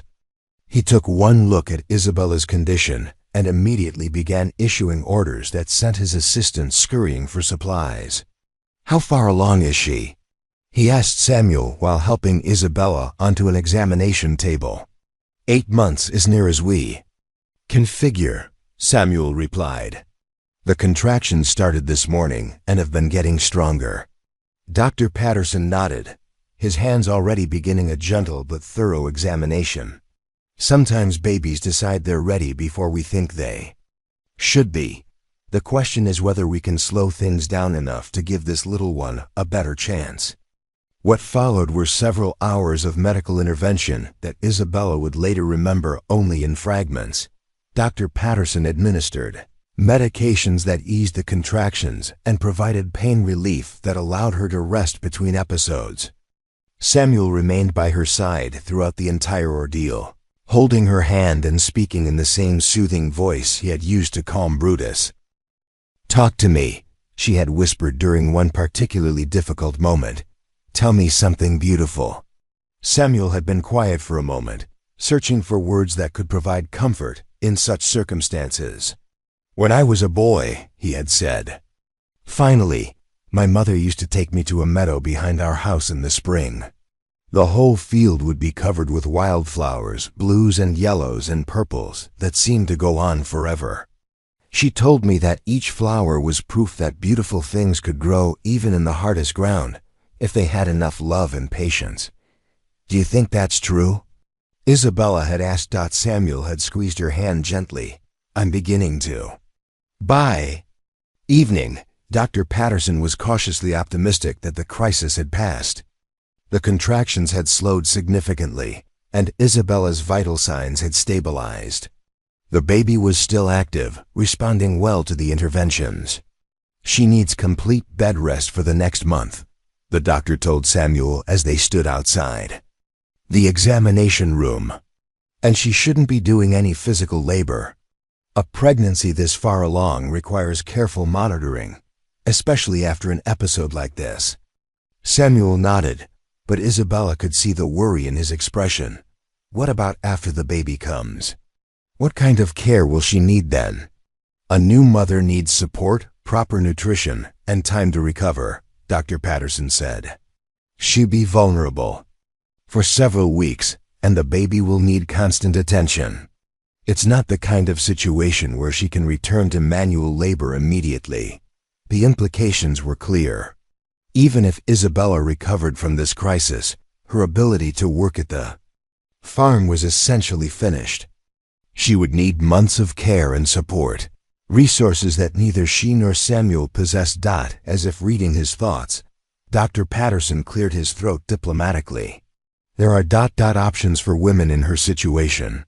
The church runs a home for unwed mothers in Denver. They provide care during the final weeks of pregnancy and help arrange adoptions for the children." Isabella, who had been listening from the examination table, spoke up with surprising strength. "No, I'm not giving up my baby." Dr. Patterson looked between her and Samuel with the expression of a man who had seen too many difficult situations. "Miss, I understand your feelings, but you need to consider what's practical. Raising a child alone, without resources or family support, she won't be alone," Samuel said quietly. The words hung in the air like a promise and a challenge. "Doctor." Patterson raised his eyebrows, clearly surprised by this development. "Samuel," Isabella said softly, "you don't have to." "Yes, I do," he interrupted, moving to sit beside her on the examination table. "I've spent 3 years running from responsibility, telling myself that I was protecting people by staying away from them, but maybe it's time I stopped running." He took her hand in both of his storm gray eyes holding hers with an intensity that made her heart race. "Isabella, I know we haven't known each other very long. I know your situation is complicated, and I know I can't offer you the kind of life you probably dreamed of when you were a girl. But I can offer you protection and respect, and a chance for your child to grow up safe." Isabella felt tears threatening, emotions too complex to untangle. "You're talking about marriage." "I'm talking about partnership," Samuel said carefully. "Two people who care about each other, facing whatever comes together instead of alone. If you'll have me." Dr. Patterson cleared his throat again. "Perhaps this conversation should wait until the immediate medical crisis has passed." But Isabella was already shaking her head. "No, I need to know that this is real, that you're not just saying these things because you feel sorry for me."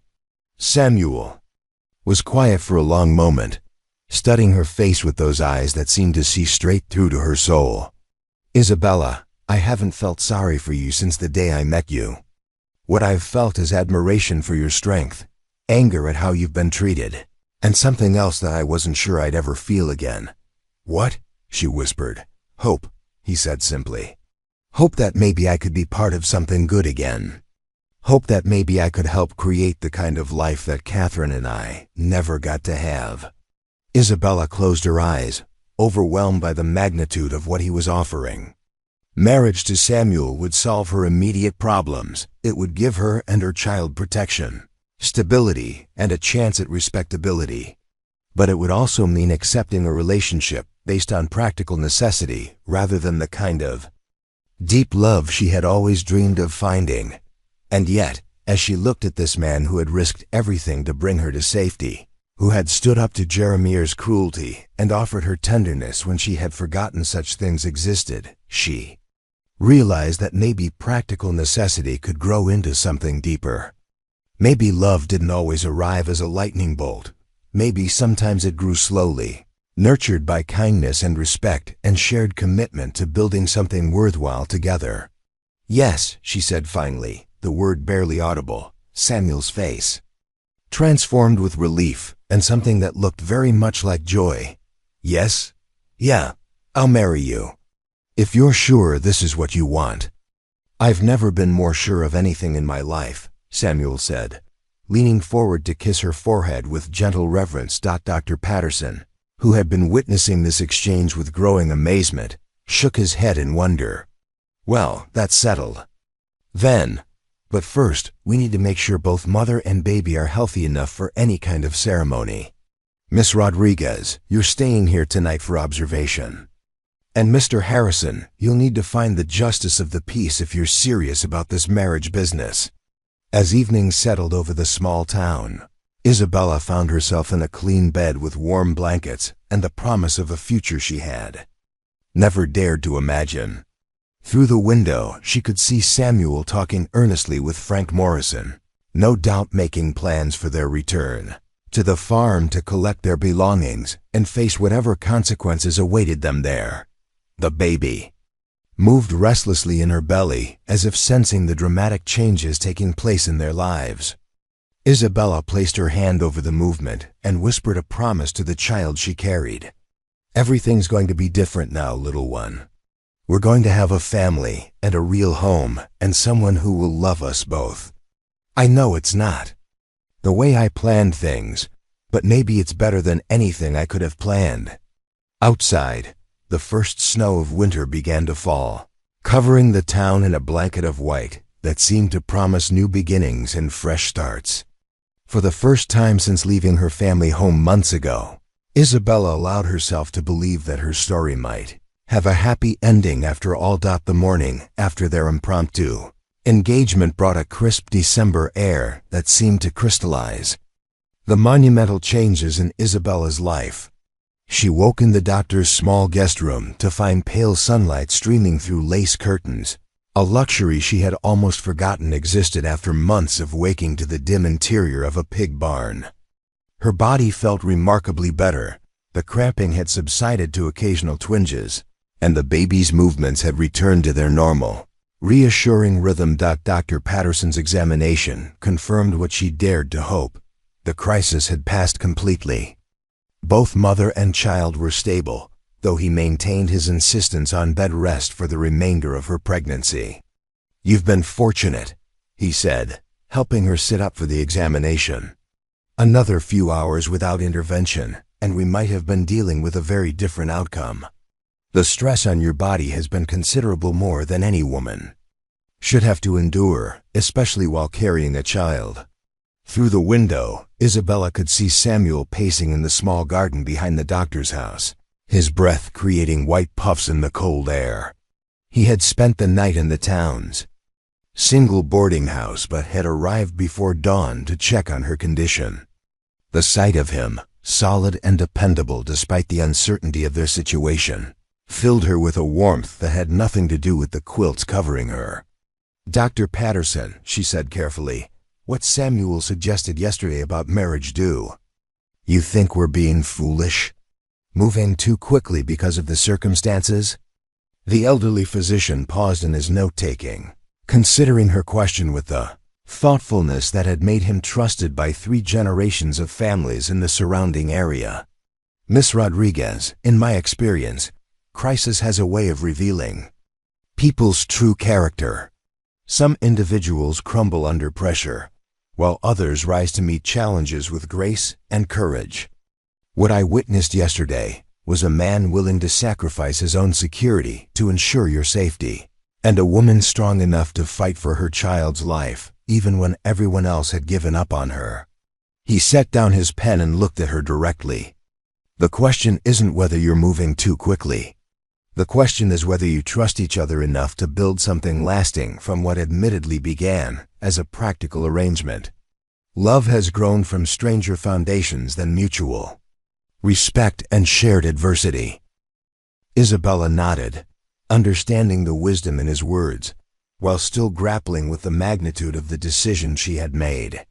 In less than 24 hours, she'd have gone from being a desperate, unmarried, pregnant woman with no prospects to an engaged woman with a future that included marriage, security, and the possibility of genuine happiness.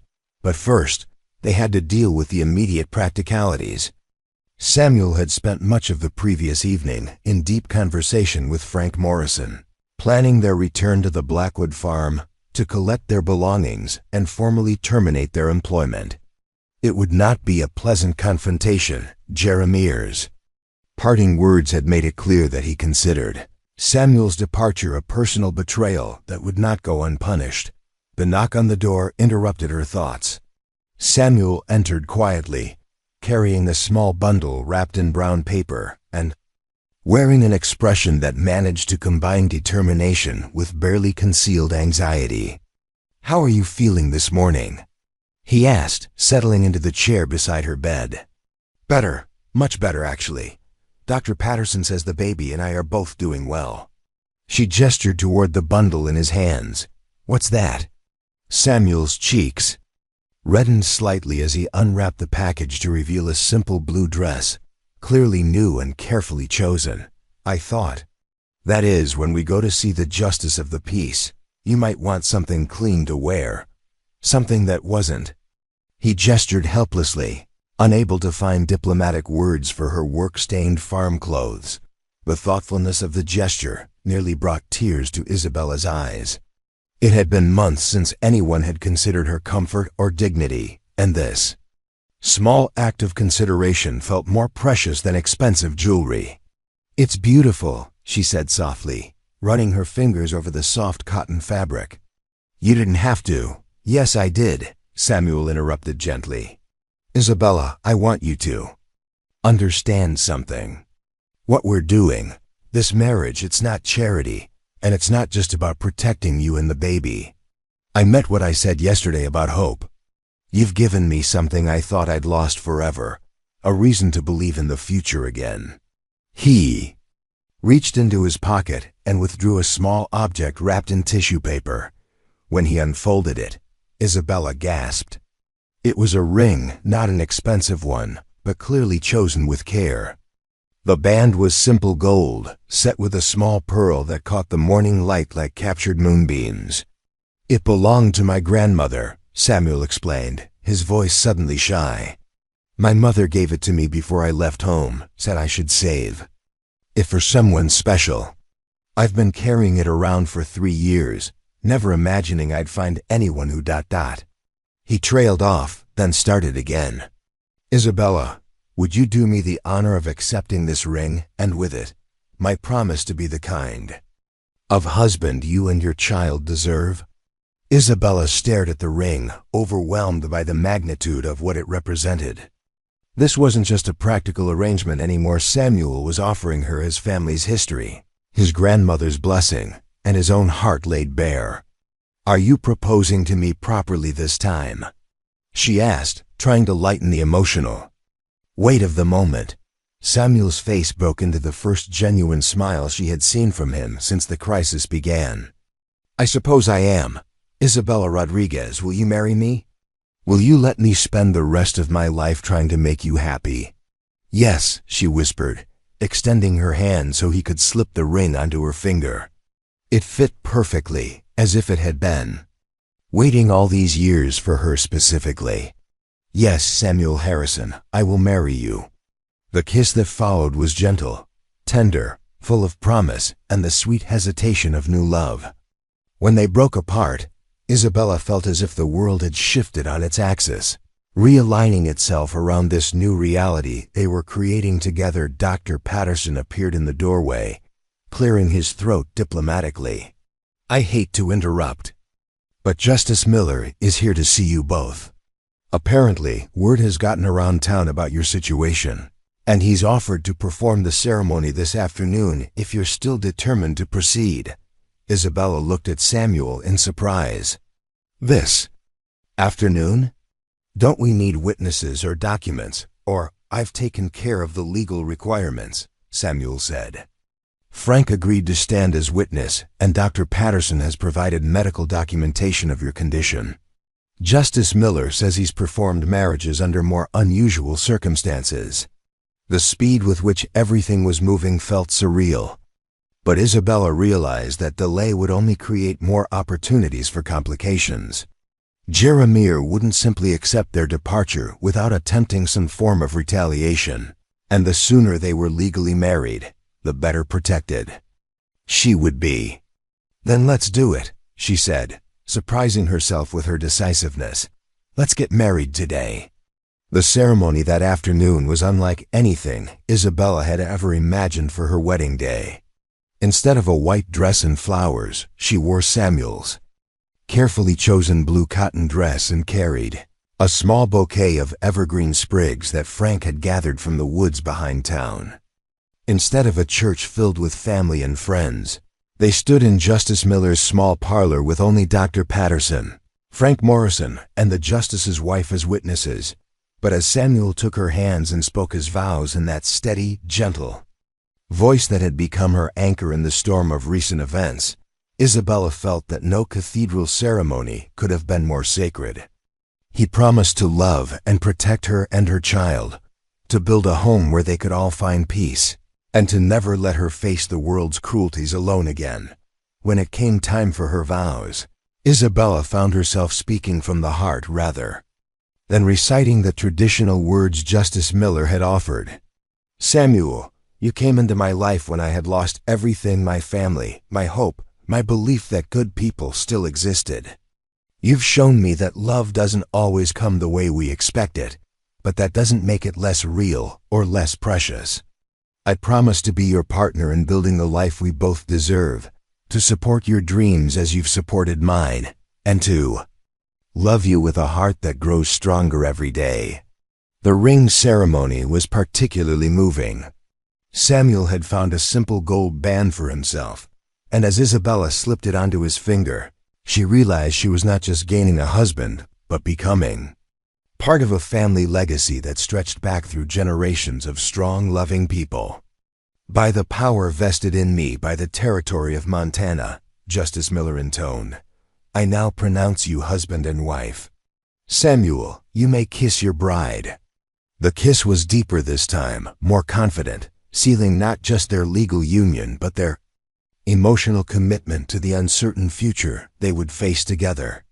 When they broke apart, Isabella saw tears in Samuel's eyes that matched her own. Frank Morrison stepped forward with a gruff smile, shaking Samuel's hand with genuine warmth. Congratulations, both of you. You've got something special here. Don't let anyone tell you otherwise. Dr. Patterson presented them with a marriage certificate written in his careful handwriting, along with a letter documenting Isabella's medical condition and the care she would need in the coming weeks. This should satisfy any legal questions. About your union, he said. And Mrs. Harrison, he added, testing out her new name with a smile. Remember what I said about rest. Your husband is going to have to take very good care of you.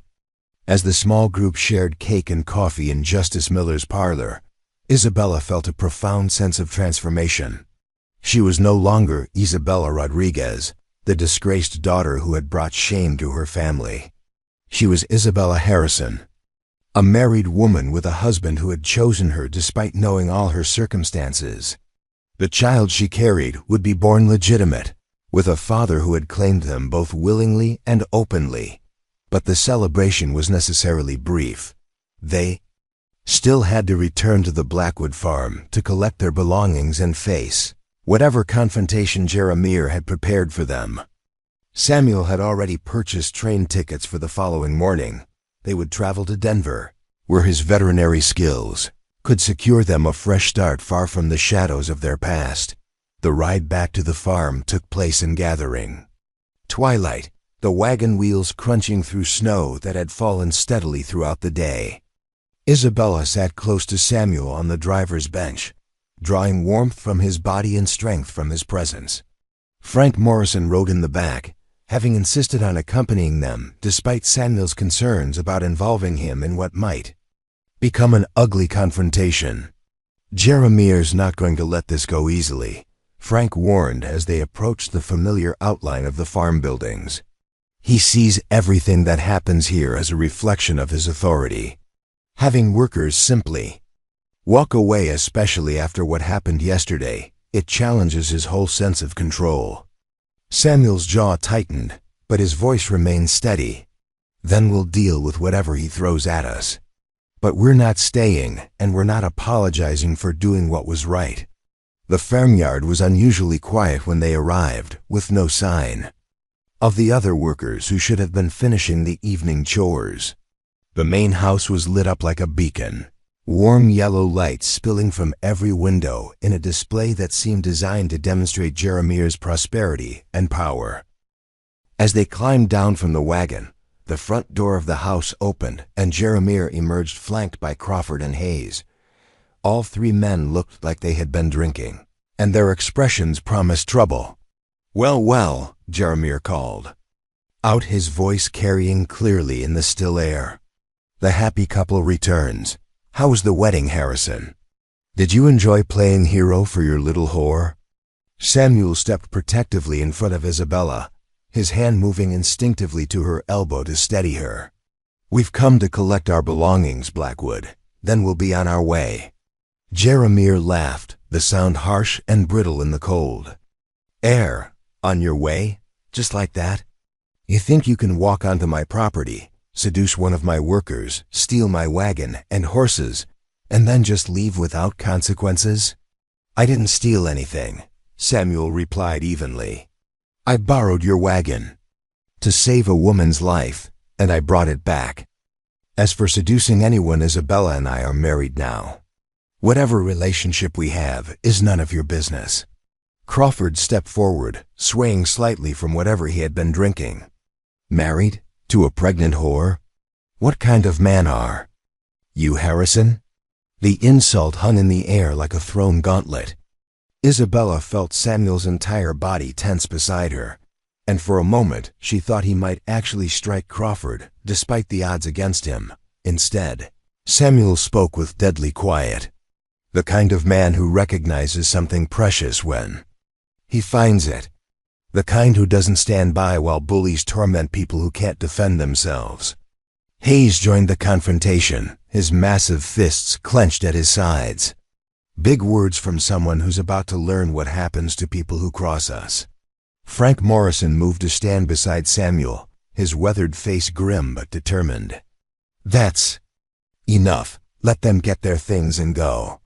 There's been enough trouble here. Stay out of this, Frank," Jeremir warned. "This doesn't concern you." "It concerns me when 3 drunk men threaten a pregnant woman and her husband," Frank replied. Firmly, "It concerns me when decent people are treated like animals." The standoff might have continued indefinitely, but Isabella stepped forward, placing herself between the opposing groups despite Samuel's protective gesture. "Mr. Blackwood," she said, her voice carrying across the yard with surprising strength, "I want to thank you." The unexpected words clearly caught Jeremir off guard. "Thank me?" "Yes," Isabella continued, her hand resting on her belly where her child stirred restlessly. "If you hadn't treated me so cruelly, if you hadn't shown me exactly what kind of man you are, I might never have recognized what kind of man Samuel is. Your cruelty helped me appreciate his kindness. Your hatred helped me recognize his love." She paused, looking directly at each of the 3 men who had made her life miserable. "So thank you for teaching me the difference between men who take what they want by force and men who give what they have freely. Thank you for showing me that I deserved better than anything you could ever offer." The speech left Jeremir speechless, his face cycling through expressions of rage, confusion, and something that might have been shame. Crawford and Hayes looked similarly deflated, as if Isabella's calm dignity had robbed them of the violent Confrontation they had been anticipating. Samuel took advantage of the silence to address the practical matters at hand. "We'll get our things from the barn and be gone within the hour. You'll never see us again."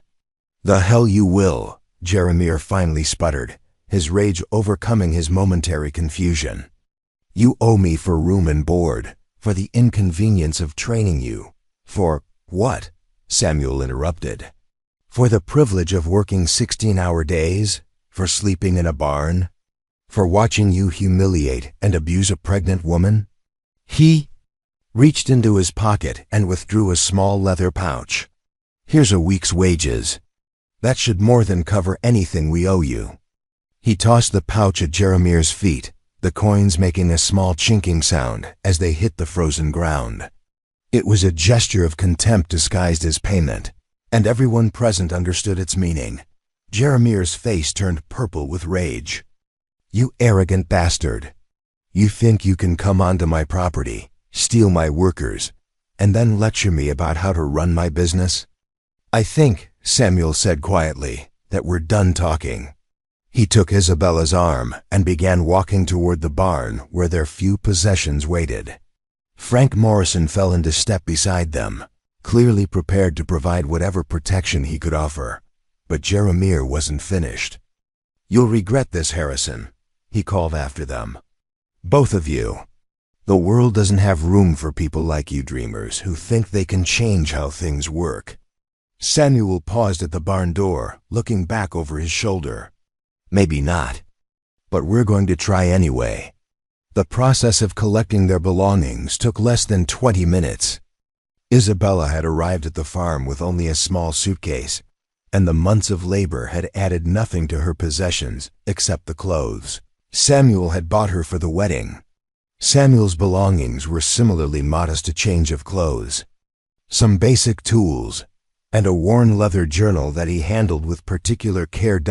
As they loaded their few possessions into the wagon, Frank Morrison pulled Samuel aside for a private conversation.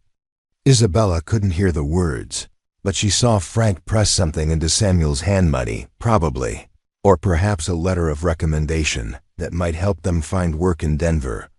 "Are you sure about this?" Frank asked quietly as they prepared to leave. "It's a big world out there, and starting over isn't easy, especially with a baby coming." Samuel looked at Isabella, who was settling herself carefully on the wagon seat, her hand resting protectively over her belly. "I've never been more sure of anything in my life, Frank. Thank you for everything, for being kind to her when no one else would, for standing with us tonight." Frank nodded, his weathered face showing emotion he rarely allowed others to see. "You take care of that girl, Samuel. She's been through more than anyone should have to endure." "I will," Samuel promised. "And Frank, if you ever need anything, if Jeremiah makes things difficult for you because of what happened tonight, we'll be in Denver. Find us." As they drove away from the Blackwood farm for the final time, Isabella turned to look back at the buildings that had housed so much misery and fear. But also, she realized, they had housed the beginning of her relationship with Samuel. Without the trials they had endured together, they might never have discovered the strength of their connection. "No regrets?" Samuel asked, following her gaze. Isabella turned back to face the road ahead, where their future waited in all its uncertain promise. "None," she said firmly. "Whatever comes next, we'll face it together." The wagon wheels crunched through snow as they made their way toward town and the boarding house where they would spend their wedding night. Behind them, the lights of the Blackwood farm faded into darkness, taking with them the last remnants of Isabella's old life. Ahead lay Denver, with its possibilities and challenges, its promise of anonymity and fresh starts. Most importantly, ahead lay the chance to build something good from the ashes of what had been destroyed: a family, a home, a love that had been tested by adversity and emerged stronger for the testing. As the stars emerged overhead in the clear winter sky, "Isabella." Harrison placed her hand over her husband's where it rested on the wagon reins. The gesture was small, but it spoke of connection, of partnership. of two people choosing to face whatever storms might come with unified hearts and shared dreams. The child in her belly moved gently, as if responding to the peace that had finally settled over their small family. Soon, very soon, there would be three of them beginning this new chapter together. And for the first time since leaving her family home months ago, Isabella allowed herself to believe that their story might indeed have the happy ending she had almost stopped believing in. The train to Denver departed at dawn, its whistle piercing the crystalline air of the Montana morning like a declaration of independence. Isabella sat pressed against the window of their modest passenger car, watching the familiar landscape of her trials fade into memory as the locomotive gained speed. Beside her, Samuel held her hand with gentle firmness, his thumb tracing reassuring circles on her palm as they journeyed toward an uncertain but hopeful future. The past 24 hours had transformed her existence so completely that Isabella sometimes felt as though she were inhabiting someone else's life. Yesterday morning, she had been a desperate, unmarried woman sleeping in a pig barn. Now she was Mrs. Samuel Harrison, traveling in comfort toward a city where no one knew her history, where her child would be born into legitimacy and love. The train car was filled with other travelers pursuing their own dreams of reinvention, farmers seeking better land, young men chasing rumors of opportunity, families fleeing poverty or persecution.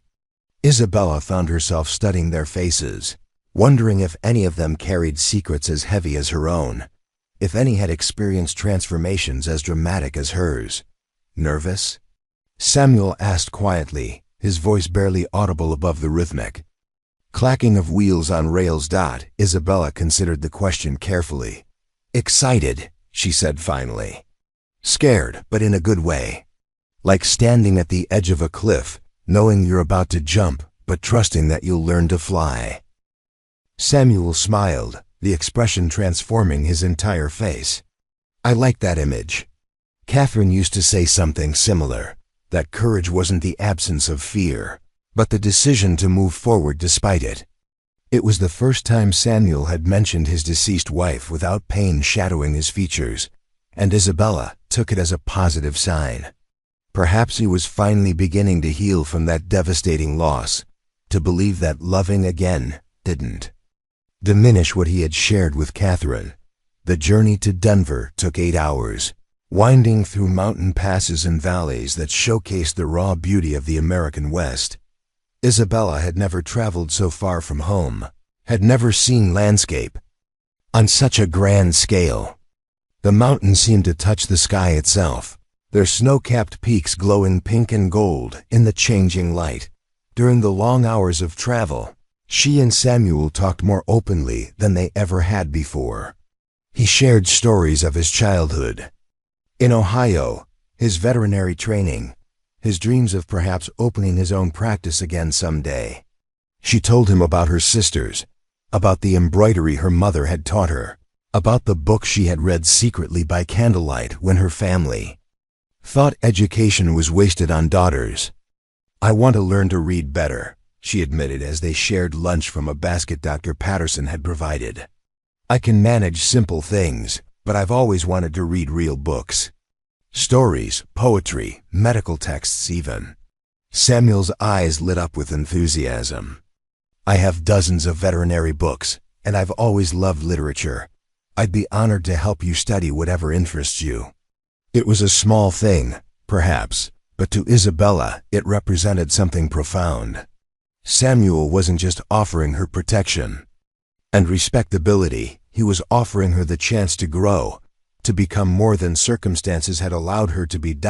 As afternoon melted into evening, the train finally pulled into Denver's bustling Union Station. The city was larger than anything Isabella had ever experienced, with electric lights beginning to twinkle in windows and the sound of automobile engines mixing with horse hooves on cobblestone streets. The air itself felt different, thick with coal smoke and possibility, heavy with the dreams of thousands of people pursuing new lives.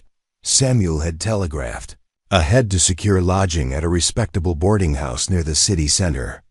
The proprietor, Mrs. Eleanor Whitman, was a widow in her 50s who rented rooms to working families and asked few questions about her tenants' backgrounds. She greeted the Harrisons with professional courtesy, tinged with maternal concern, when she noticed Isabella's advanced pregnancy. "You'll want the room on the first floor," she said, leading them up a short flight of stairs. "Easier for a woman in your condition, and there's a window that catches the morning sun." "When is the baby due?"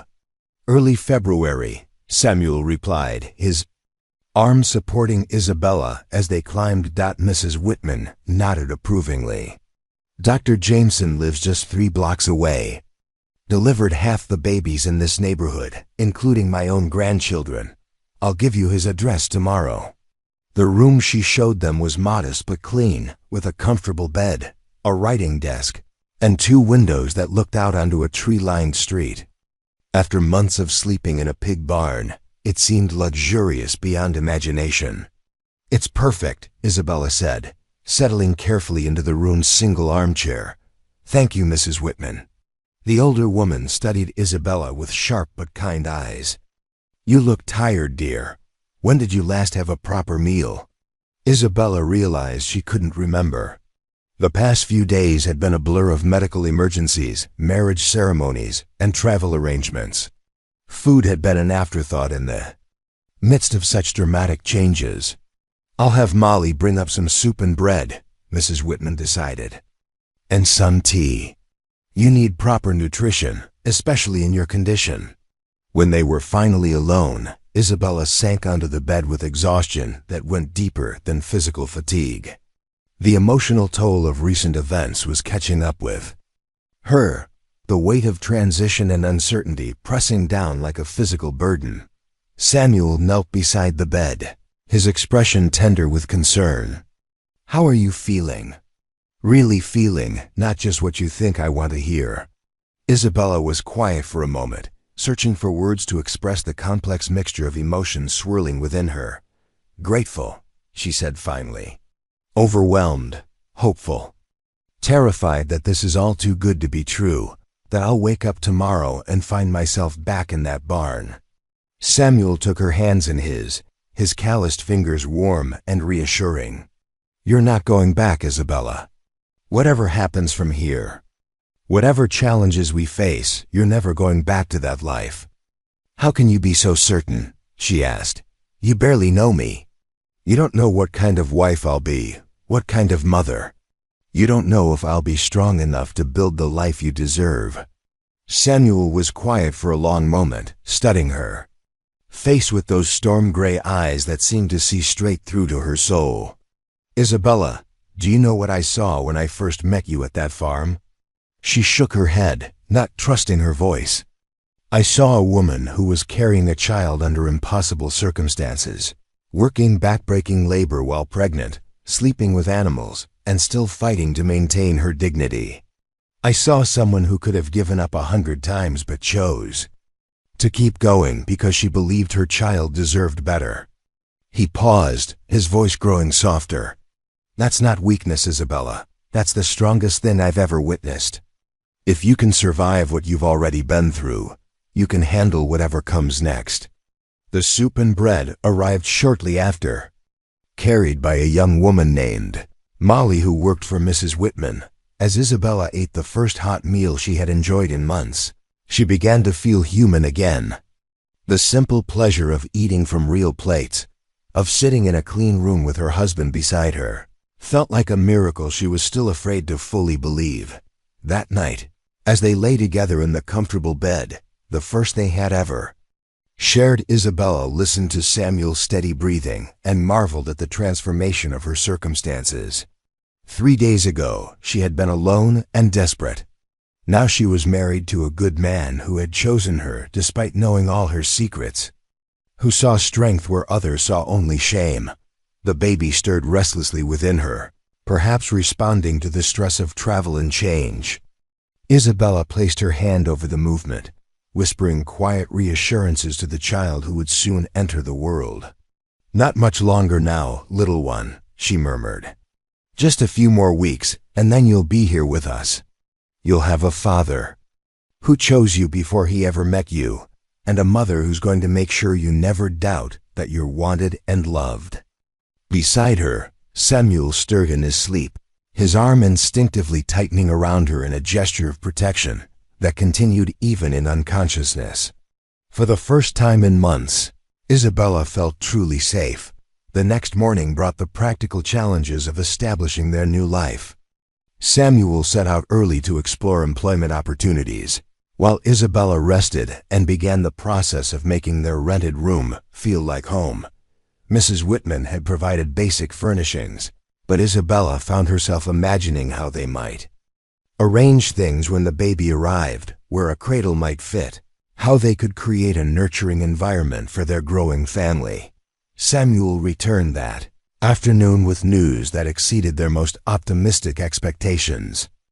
Denver's growing population had created a demand for veterinary services, and he had found a position with an established practice that would allow him to work toward eventually opening his own clinic. Dr. Mitchell has been looking for an assistant for months, Samuel explained, his excitement evident in every word. He's getting older and wants to reduce his workload. If I prove myself over the next year, he's willing to consider making me a partner. Isabella felt tears of relief threatening. That's wonderful news. What kind of salary? Enough to rent a small house by spring, Samuel said, sitting beside her on the bed. Nothing fancy, but our own place with a garden where you could grow vegetables, maybe keep some chickens. The prospect of a garden, of being able to create something beautiful and productive with her own hands, filled Isabella with anticipation. She had inherited her mother's love of growing things, and the idea of nurturing plants as well as her child appealed to something deep within her. There's something else, Samuel continued, his expression growing more serious. Dr. Mitchell mentioned that his wife runs a small school for working women teaching basic literacy, arithmetic, things that might help them find better employment. If you're still interested in improving your reading. Isabella's heart leaped. With possibility, you mean I could actually attend classes? Even with the baby coming? Mrs. Mitchell said they're very accommodating to mothers. Several of their students bring their children to class. Samuel paused, studying her reaction. Would that interest you? Interest me? Isabella laughed, the sound bright with joy. Samuel, that sounds like a dream I never dared to have. Over the following weeks, as January deepened toward February, Isabella began to experience something she had almost forgotten. Contentment. Samuel proved to be everything she had hoped for in a husband, gentle, considerate, genuinely interested in her thoughts and dreams. He brought her books from Dr. Mitchell's lending library, read aloud to her in the evenings, and encouraged her fledgling attempts at writing in a journal he had purchased for her. The baby grew more active as the due date approached, responding to Samuel's voice when he spoke to Isabella's belly in the evenings. He had taken to reading veterinary texts aloud, claiming that early exposure to medical terminology would give their child an advantage in life. Listen to this, he would say, one hand resting gently on her swollen stomach while he read from a textbook. The cardiovascular system consists of the heart, blood vessels, and blood itself, working together to transport nutrients throughout the body. Isabella would laugh at his scientific approach to prenatal bonding, but she was touched by his obvious excitement about becoming a father. He had already begun building a cradle in the boarding house's basement workshop, working in the evenings to create something beautiful and sturdy for their child. Mrs. Whitman had proven to be a maternal figure neither of them had expected to find. She checked on Isabella daily, providing advice about pregnancy and childbirth drawn from her own experience as a mother and grandmother. She also shared neighborhood gossip and city news, helping Isabella feel connected to their new community. There's a new library opening next month, Mrs. Whitman mentioned one afternoon as she helped Isabella with some sewing. They're looking for volunteers to help organize the children's section. Might be something you'd enjoy once the baby's old enough. The suggestion opened yet another door to possibilities Isabella had never considered.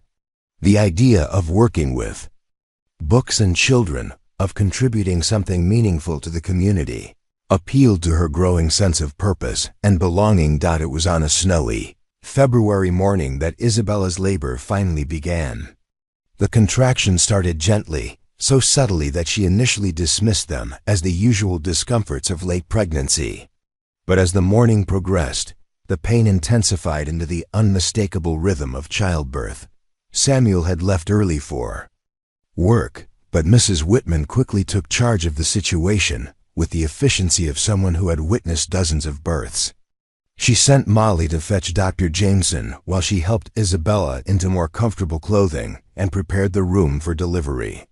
"First babies often take their time," Mrs. Whitman said reassuringly as Isabella gripped her hand through a particularly strong contraction. "But this little one seems eager to meet the world." Dr. Jameson arrived within the hour, a kindly man with silver hair and gentle hands who examined Isabella with professional competence. "Everything looks normal," he announced. "Strong, healthy heartbeat. The baby's positioned well. We should have a new citizen of Denver before evening." Samuel returned from work to find their room transformed into a makeshift delivery ward, with Mrs. Whitman and Dr. Jameson providing calm, competent care while Isabella labored with determination that reminded him of her strength in all other circumstances. "How is she?" he asked Dr. Jameson during a quiet moment between contractions. "Doing beautifully," the doctor replied. "Strong as an ox, that wife of yours. The baby's lucky to have such a determined mother." As afternoon faded into evening, Isabella's labor intensified toward its final stages. Samuel held her hand through each contraction, whispering encouragements and reminders of his love. Mrs. Whitman provided cool cloths for her forehead and steady guidance based on her years of experience. "I can see the head," Dr. Jameson announced suddenly. "Just a few more pushes, Mrs. Harrison." Isabella summoned reserves of strength she didn't know she possessed, drawing on months of survival and determination to bring her child safely into the world. With a final tremendous effort, she felt the baby emerge into Dr. Jameson's waiting hands. The cry that filled the room was strong and healthy, the sound of a child announcing their arrival with unmistakable vigor. Through tears of exhaustion and joy, Isabella saw Dr. Jameson holding a small, perfect baby with dark hair and tiny fists waving indignantly at the sudden cold. "It's a girl," Dr. Jameson announced with a smile. "A beautiful, healthy daughter." Samuel's face was transformed with wonder and joy as Dr. Jameson placed the cleaned and wrapped baby in Isabella's arms. The child was perfect, tiny but clearly strong, with dark eyes that seemed to focus on her mother's face with surprising alertness. "Hello, little one," Isabella whispered, her voice thick with emotion. "I'm your mama, and this is your papa. We've been waiting so long to meet you." Samuel reached out with one gentle finger to touch the baby's cheek, his expression soft with awe. "She's perfect, Isabella. Absolutely perfect. What will you name her?" Mrs. Whitman asked, wiping tears from her own eyes. Isabella looked at Samuel, realizing they had discussed many practical aspects of parenthood, but had never settled on names. "What do you think?" she asked. Samuel considered for a moment, studying the tiny face that was already beginning to seem familiar. "Rose," he said finally. "Like the flowers you want to grow in our garden. Something beautiful that blooms even after harsh winters." "Rose Harrison," Isabella repeated, testing the sound. "I like it.